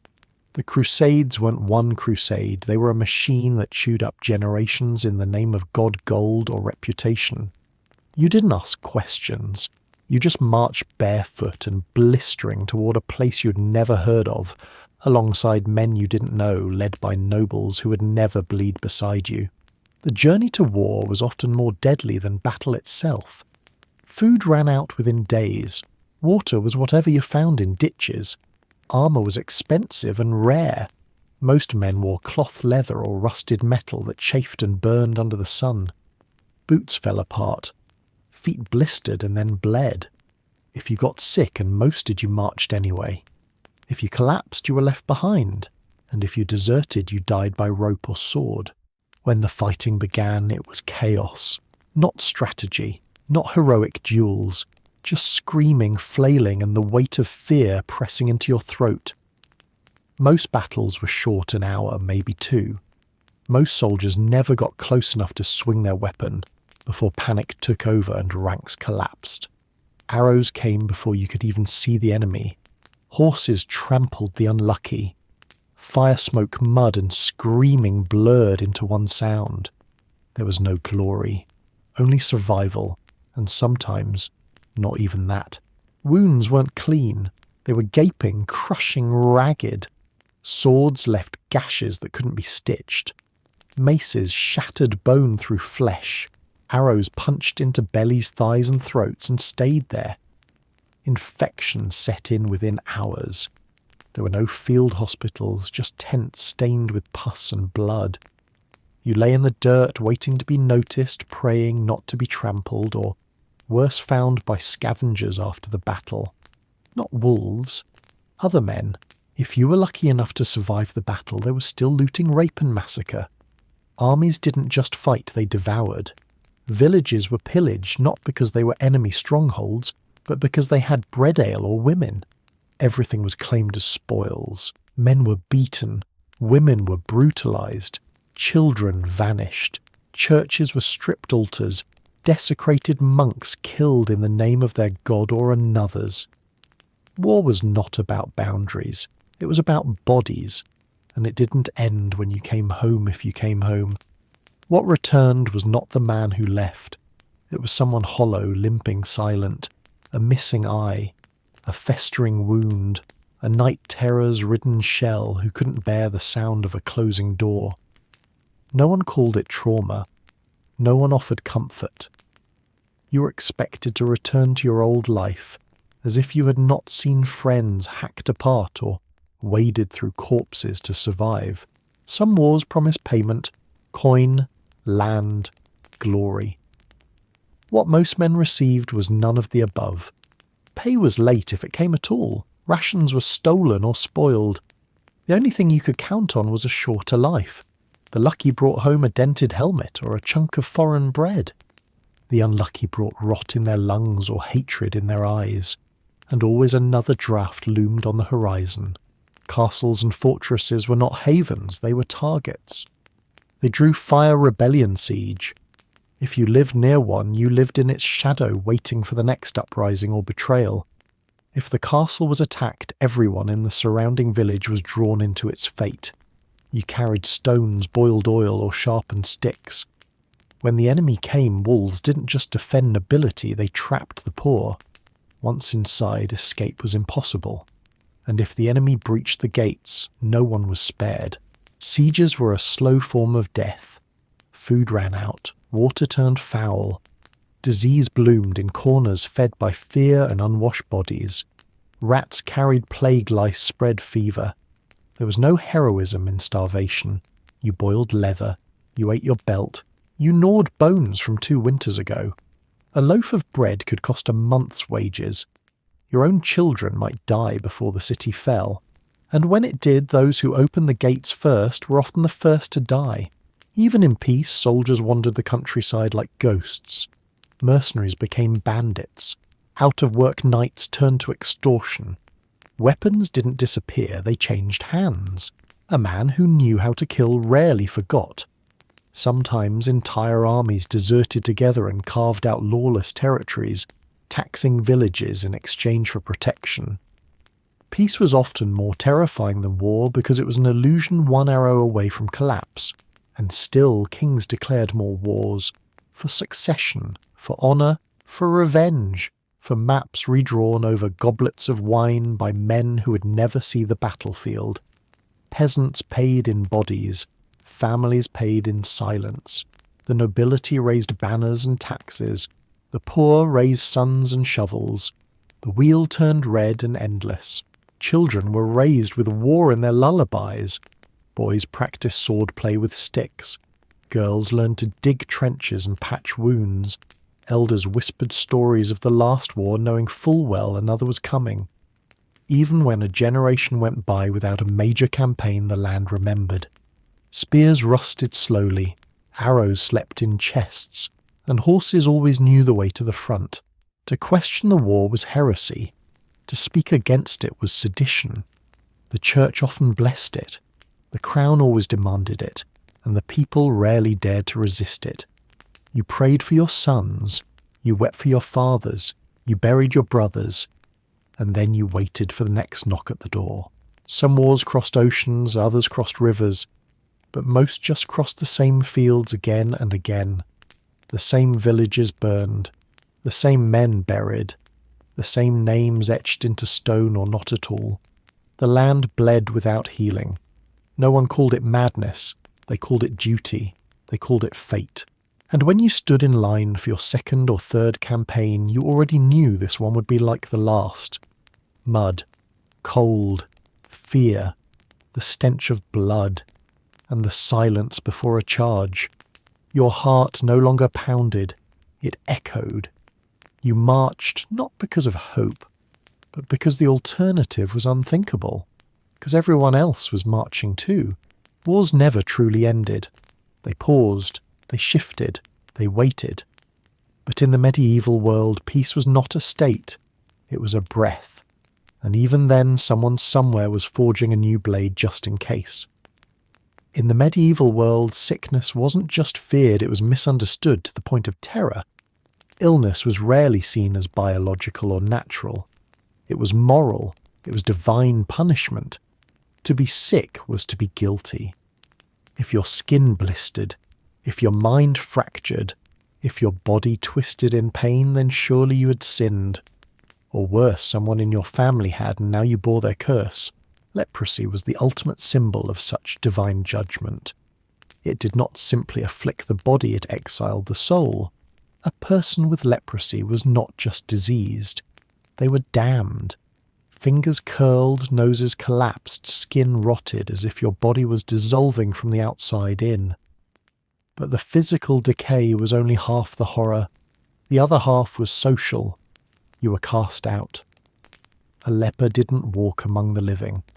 They wore bells to warn of their approach. They lived beyond the city walls, often in colonies more grave than refuge. Being diagnosed wasn't medical. It was ceremonial. Priests, not physicians, declared leprosy. The afflicted were led to church for what was known as a living funeral. They were sprinkled with holy water, given a death shroud, and then banished. The church told them they were dead to the world, alive only to God. Their property was seized. Their families could abandon them without consequence. Some were sealed in leper houses, others forced into endless wandering, begging with covered faces and gloved hands. And yet not everyone with leprosy actually had the disease. Skin conditions from eczema to psoriasis were often mistaken for it. A rash could exile you. A boil could ruin your life. Without proper understanding, the line between afflicted and accused blurred. Even those who recovered might never be allowed to return. The mark once given was eternal. People whispered even about scars, and those whispers could kill your reputation faster than the disease killed your flesh. Mental illness was no less damning. Madness had no mercy in the Middle Ages. The mind was a mystery and a dangerous one. Those who heard voices, those who spoke in confusion, those who wept uncontrollably or raged without cause, they were believed to be possessed, touched by devils, or punished by God. There were no words like depression or schizophrenia. There were only words like lunatic, heretic, or cursed. Treatment, if you could call it, that was brutal. Chains and isolation, ice-cold baths, bloodletting to release bad humours, trepanning, drilling holes in the skull was thought to let evil spirits escape.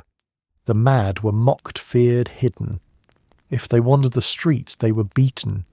If they stayed at home, they were often locked in dark cellars. Sometimes even loved ones would brand them with fire to mark the madness, hoping it would burn away the evil inside. Monasteries occasionally took in the mentally ill, but not out of compassion. They saw it as spiritual duty and attempt to pray the illness away. Most monasteries were not equipped to heal, only to contain.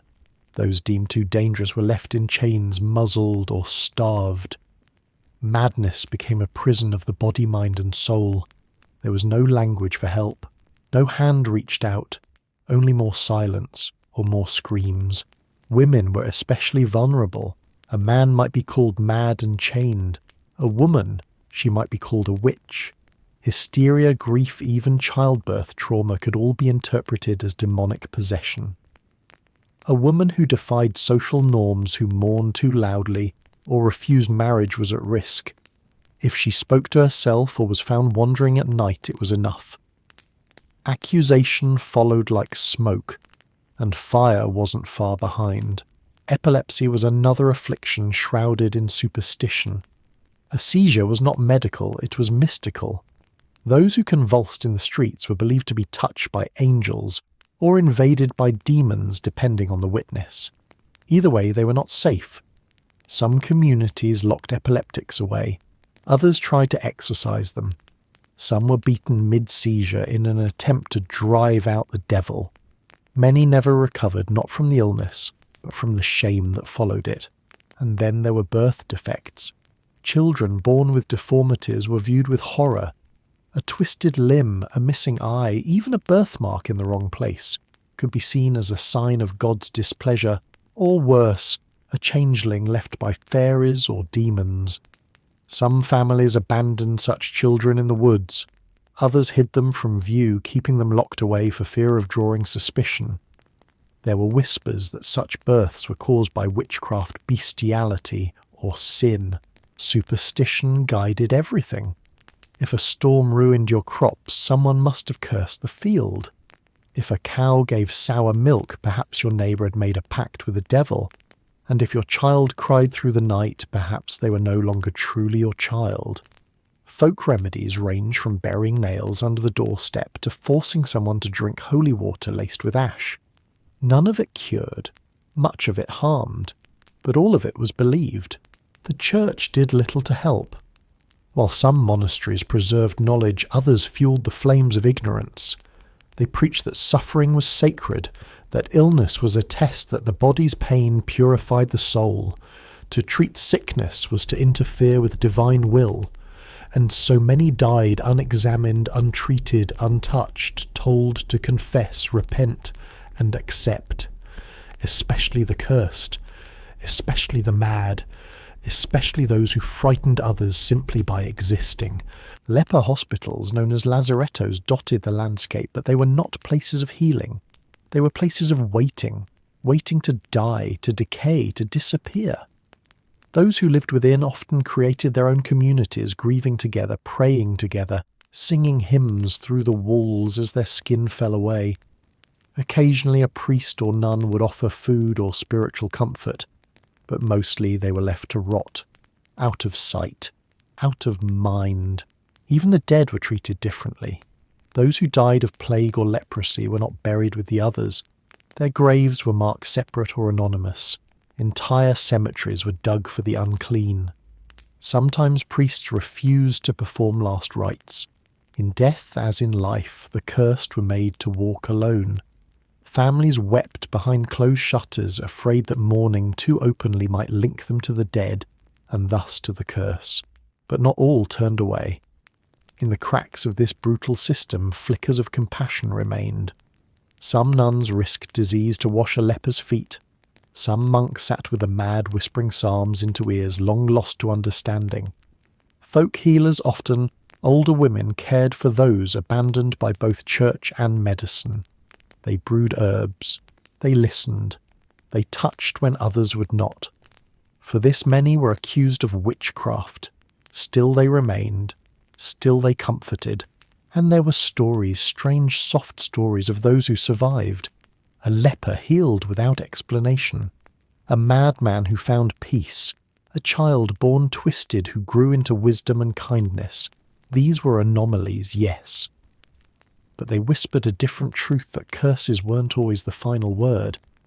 That even in a world of judgment and fear, grace sometimes crept in quiet and unnoticed, like moss on stone. But for most, the fear of being cursed was real and rational. One rumour, one misstep, one fever too long, and you could vanish from society. People crossed the street when you limped. Children whispered when you stammered. A single cough could cost you your job, your friends, your home. The world was not kind to those it could not explain. It simply pushed them away. And so the cursed formed shadows within society, unseen but present. They lived in huts at the edge of the village. They walked alone. They prayed louder than most and wept where no one could hear. They were reminders of mortality, fragility, and the brutal ignorance of the age. But they were also human. And in their isolation they held on to one thing many of the healthy never had: clarity. In pain they found presence. In silence they found surrender. And in exile they found a strange, enduring strength. In the medieval world, the church was not merely a place of worship. It was the axis upon which society turned. Every meal, every illness, every death, every birth was touched by doctrine. God was everywhere, and the church made sure no one forgot it. Its reach extended from the cathedral to the plough, from the graveyard to the grain bin. And while it preached salvation, the path it offered was paved with rules so rigid, they sometimes led people quietly to their own destruction, gently, piously, and with a smile. One of the church's most fatal doctrines was its deep suspicion of pleasure, particularly when it came to food comfort and bodily autonomy. Gluttony was a sin, and fasting was virtue, which meant that during certain seasons even the starving were told to starve more. Lent Advent Wednesdays, Fridays the vigil of every saint's day, all called for fasting or abstinence. Meat was banned for long stretches, including for the sick and weak. A labourer who had burned 6,000 calories digging ditches was expected to subsist on gruel and piety. Those who broke the fast risked damnation, and so many obeyed until their bodies gave out. The Church also insisted on celibacy, not just for its clergy, but as an ideal for all.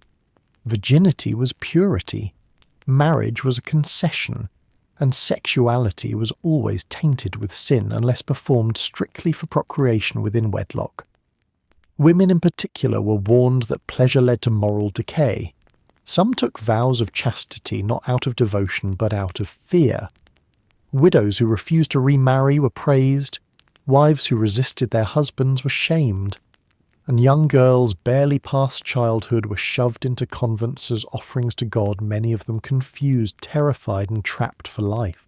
Confession was another rule wrapped in good intentions but sharpened by judgment. The idea of confessing sins was meant to cleanse the soul, but in practice it often bred shame, anxiety, and secrecy. Parishioners were expected to disclose their innermost thoughts, envy, lust, doubt, dreams. Priests, many barely trained and deeply flawed themselves, became gatekeepers of spiritual worthiness. A woman might confess fear about motherhood and be scolded for pride. A man might speak of despair and be told to fast more. There was no space for mental anguish, only sin and the demand to repent. Suicide, perhaps the greatest tragedy of inner suffering, was condemned not as illness but as blasphemy. The Church taught that life was God's gift, and taking one's own life was a theft. Those who did so were denied Christian burial. Their bodies might be buried at crossroads face down with a stake through the heart. Their families were shunned, their names never spoken again. In a time of famine, plague, and unbearable grief, to feel hopeless was human. But to act on that hopelessness meant spiritual erasure. It didn't stop suicides, it just buried them in silence. The Church's laws around medicine and healing were often equally damaging. While monasteries preserved ancient texts, Church authorities sometimes banned certain medical practices as unnatural or interfering with divine will. Dissection was forbidden, which slowed the study of anatomy for centuries. Surgery was seen as suspect. Healing was spiritual, not physical. Illness was a test from God, and pain was to be endured with grace. If a woman cried out in childbirth, she was warned that Eve had brought pain into the world. Screaming was not just discouraged, it was sinful. This spiritual policing extended into death itself. Dying unconfessed was a disaster. People begged for priests on their deathbeds, fearing that one unspoken sin might damn them. But in times of plague or war, priests couldn't reach everyone. Many died terrified, believing they would be swallowed by hellfire, because no one had anointed their forehead in time. Others sick, but still breathing, were denied food or water during the vigil in order to prepare the soul. Some were left to die alone, surrounded by candles and whispered prayers, but no warmth and no hands to hold. Penance was also weaponized. A sin like adultery or missing Mass might earn you days without food, crawling on your knees through mud or public flogging. But these acts weren't always restorative. They were performative. People were taught to punish themselves to see suffering as spiritual currency. A starving child was told her pain brought her closer to Christ. A guilt-ridden man walked barefoot for miles, bleeding with each step to earn absolution. These were quiet, socially approved tortures inflicted not by guards, but by faith. Women suffered uniquely under church law. Midwives who used herbal remedies were suspected of witchcraft. Women who taught other women were considered dangerous. Those who bled monthly were unclean. Their voices were barred from pulpits. Their stories were excluded from scriptures. Even saints, if female, were revered for dying virgins or suffering silently. The ideal woman in the Church's eyes was obedient, invisible, and in pain. Even Mary, the mother of Christ, was stripped of her humanity and remade into a symbol of pure, silent sorrow. The Sabbath laws also caused quiet devastation. Working on Sunday was sinful regardless of hunger or necessity. That meant a poor family could not fish, farm, bake or sew on the one day they might have time to prepare for the week. Markets closed, tools were locked up, and priests walked through villages to catch offenders. The punishment was spiritual and social. Fines, exclusion from communion and public shaming followed. Families who broke Sabbath laws didn't just offend God, they lost their standing in the village, and poverty, when stripped of dignity, becomes unbearable. Excommunication was perhaps the most chilling tool the church wielded. To be cut off from the church was to be cut off from salvation, from society, from meaning itself. It meant no sacraments, no Christian burial, no marriage, no forgiveness. Your friends were forbidden from speaking to you. Your children might be removed. Your business would die. And all because you questioned a pre-skipped confession or read a banned text.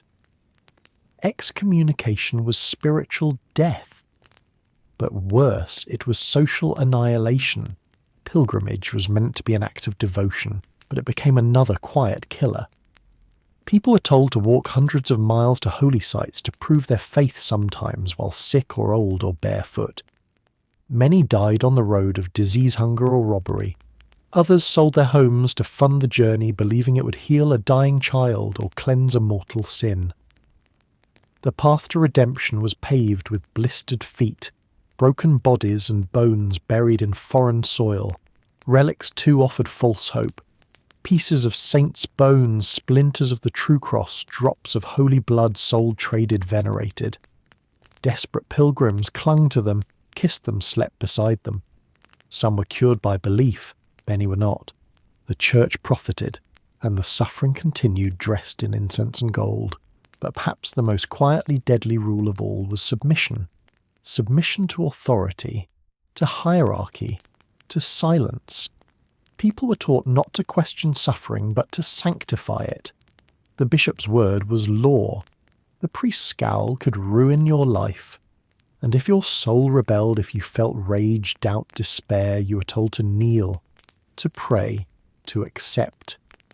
That is how people died gently, not with screams or swords, but with sighs and folded hands. Of course, not every priest was cruel. Some wept with the dying. Some smuggled food to the hungry. Some broke the rules out of love. But the system they served was inflexible, and even the gentle became tools of its machinery. A kind priest still denied burial to a suicide. A well-meaning monk still shamed a woman who confessed lust. They didn't hate, they obeyed. And that in the end made obedience the most lethal kindness of all. Over time, even kings bowed to the church. Laws were written with scripture in mind. Heresy was not just wrong, it was treason. People were burned for owning books, for speaking aloud, for dreaming of a world where God was love, not punishment. The church saw itself as shepherd, but too often its staff was a rod. And the flock, malnourished, confused and terrified, walked quietly toward death, chanting hymns. Yet even amid this weight the human spirit flickered.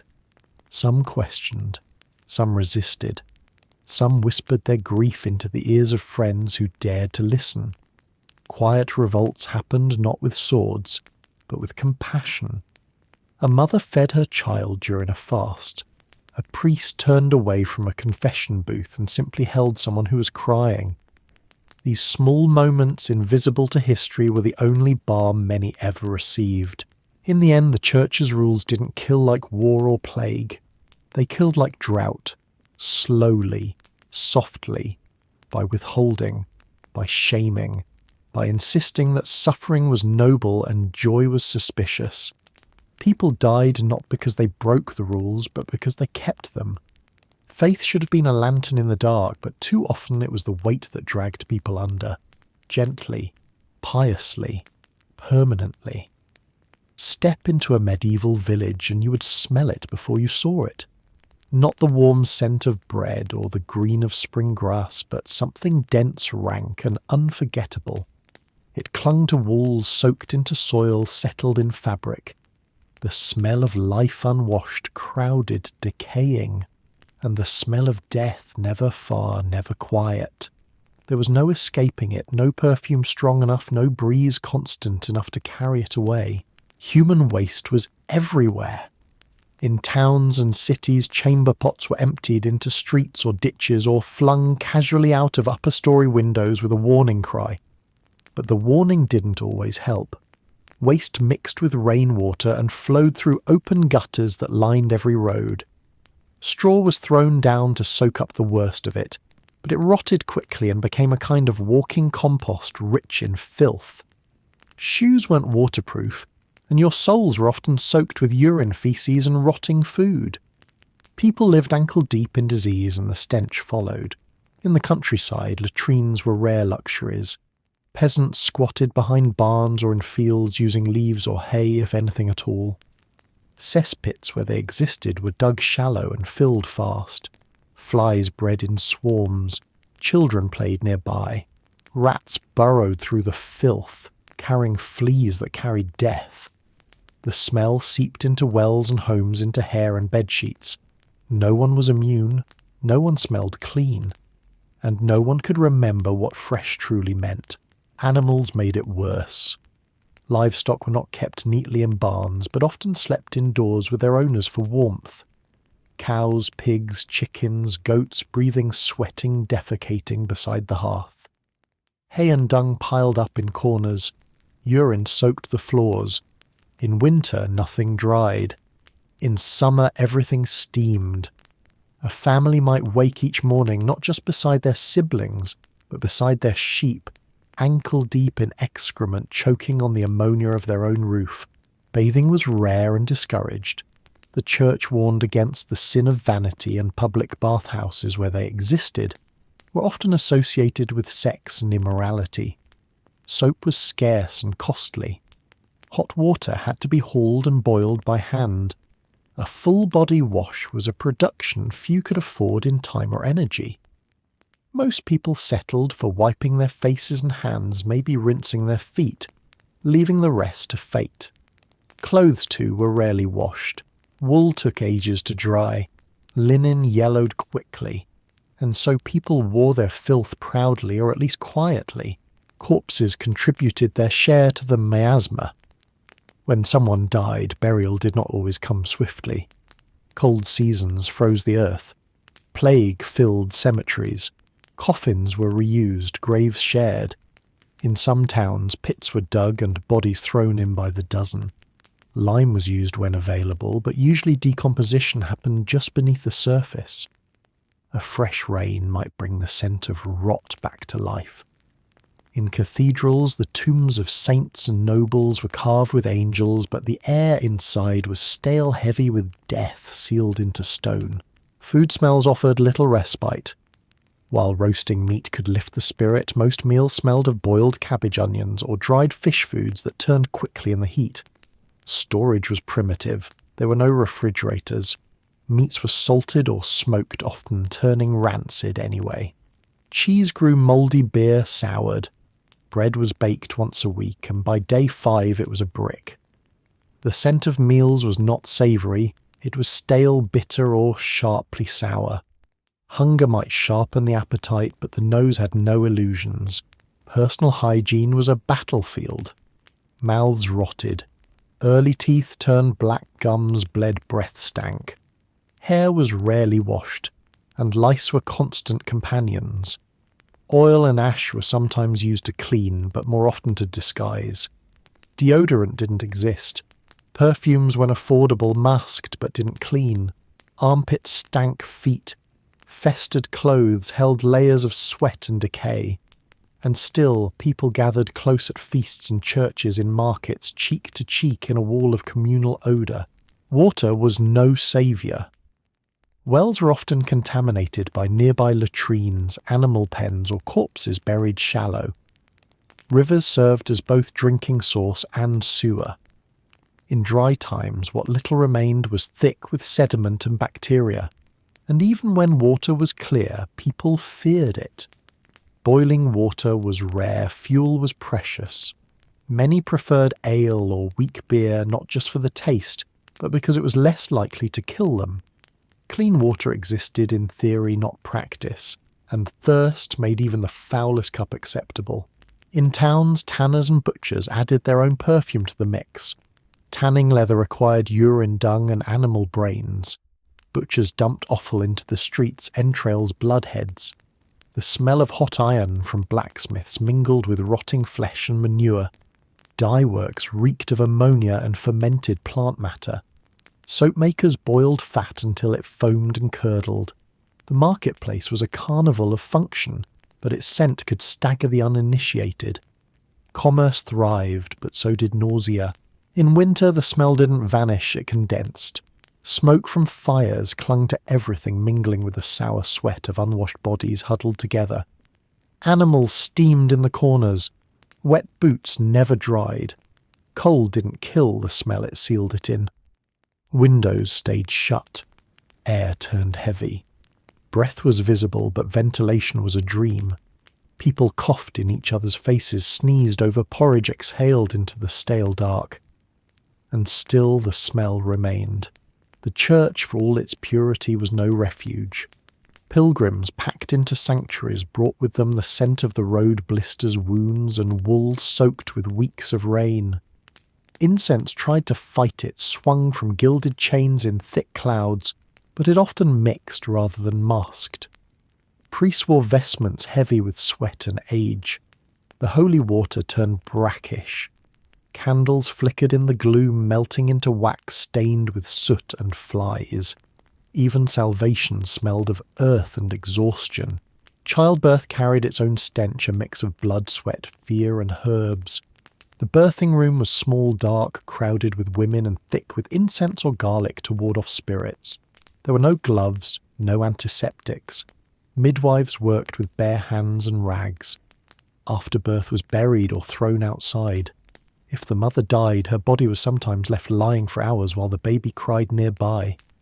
The smell of new life was never sweet. It was visceral, iron-rich and ancient. And then came plague. The Black Death, when it rolled through, overwhelmed not just hospitals but the senses. Buboes burst with black pus. Vomit pooled in doorways. Diarrhea ran unchecked. Corpses piled up and split open. Sweet-smelling flowers were stuffed into masks not to heal but to protect from the unbearable scent of mass death. Cities became tombs. Streets ran slick. No one breathed deep. And those who did sometimes died next. Architecture offered no help. Walls were made of mud, straw, stone, but insulation was poor.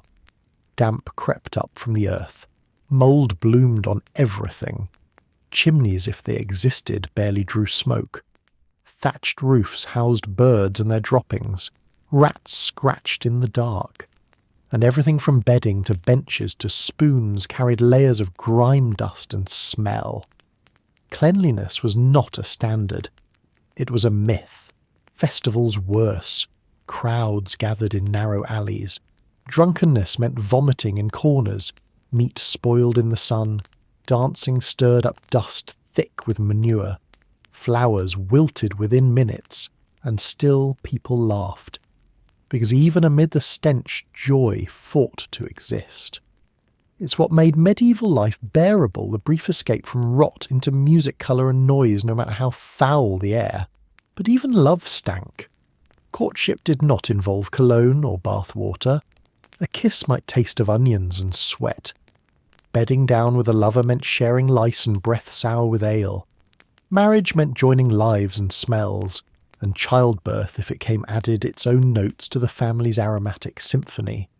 Romance was raw, primal, and unmistakably human. Children, unbothered by shame, ran barefoot through all of it. They played in mud, ate with dirty hands, and slept 3 to a bed. Their noses adjusted quickly. Their lungs fought hard. Some lived. Many didn't. But none of them ever knew what it meant to smell clean. Their innocence wasn't just moral, it was sensory. They knew the world by its rot. We often imagine the past in sepia tones with lace and torchlight and quiet dignity. But the real medieval world stank. It didn't apologise. It didn't try to hide. It pressed itself into every fold of cloth, every bite of bread, every whispered prayer. And yet life went on. Babies were born. Songs were sung, bread was broken, and through it all, people lived nose-blind, half-choked and incredibly human. If you've made it this far, congratulations, you've already survived longer than most medieval peasants. By now, your teeth would be falling out your joints stiff from untreated infections, and if you were lucky, you might have half your fingers. You wouldn't be reading this, of course. Literacy was for monks, nobles, and the occasional merchant's son. You'd be squinting in candlelight if you had a candle, wondering whether that rash on your leg meant your time had finally come. And honestly, it probably did. You'd have buried half your children before they turned 5. The others would be working by the time they could walk, hauling buckets, grinding grain, or watching pigs for 16 hours a day. Your spouse might have died during childbirth, or from a fever no one could name. And if your neighbour suspected you looked at his cow funny, you might find yourself on trial for sorcery, or simply beaten into confession. There was no such thing as retirement vacations or therapy. If you cried, no one cared. If you complained, they'd say it was God's will. In fact, everything was God's will: crop failure, miscarriage, plague, being struck by lightning, or just waking up with boils. You didn't argue. You didn't rebel. You prayed harder, worked harder, and gave what little you had to the church in the hope of a better afterlife. Because let's face it, the afterlife was your only upgrade plan. This life. It was damp, smoky, putrid cold in winter, and full of people coughing into your soup. Hope smelled like incense and tasted like bitter ale. Your diet would have been a steady loop of barley bread, cabbage, and maybe salted fish if the river hadn't dried up or frozen over. Your beer would be cloudy. Your water would be full of worms. Your meat, if you had it, would smell vaguely of spoiled fat and guilt. And if you ever choked or broke a tooth, that was that. There were no dentists, just pliers. No surgeons, just butchers who didn't blink when your blood hit the floor. Anesthesia, prayer, and biting a stick. You might be thinking surely the nobles had it better. Not really. They died of different diseases, ones with longer names and thicker curtains. Gout, syphilis, poisonings, battlefield guttings. Sure, they had better food and fancier shoes, but they also lived under constant threat of political betrayal, arranged marriages and inbreeding. Their castles were draughty. Their beds were lumpy. Their perfumes only barely masked the rot. At least the peasants got fresh air when they weren't gagging on manure. You'd live with lice, bathe in rainwater, if at all, and pick at scabs while wondering if this week's church feast meant more mouldy bread or just longer prayers. Entertainment was watching the drunk neighbour fall into a ditch, or listening to a wandering minstrel sing about a king who once slayed a dragon, probably a metaphor for dysentery. And birthdays you wouldn't even know your own. Time was measured in harvests and how many winters your cousin had survived. Still romanticising the medieval times, still think you'd be a noble knight or wise healer. Spoiler, you'd be a coughing ploughhand or a barefoot washerwoman with a 25-year life expectancy and a spine shaped like a question mark. There were no quests, no dragons, no fairy godmothers. Just boils back pain and the constant unshakable smell of wet wool and death. You'd be too tired to dream, too hungry to wonder, so next time the Wi-Fi cuts out, or your soup's a little cold, or your laundry smells faintly of mildew, remember this. You're already living a life that would be considered divine luxury by every medieval standard. You're warm, you're clean, you're not sharing a bed with livestock, and most importantly, you're not dead.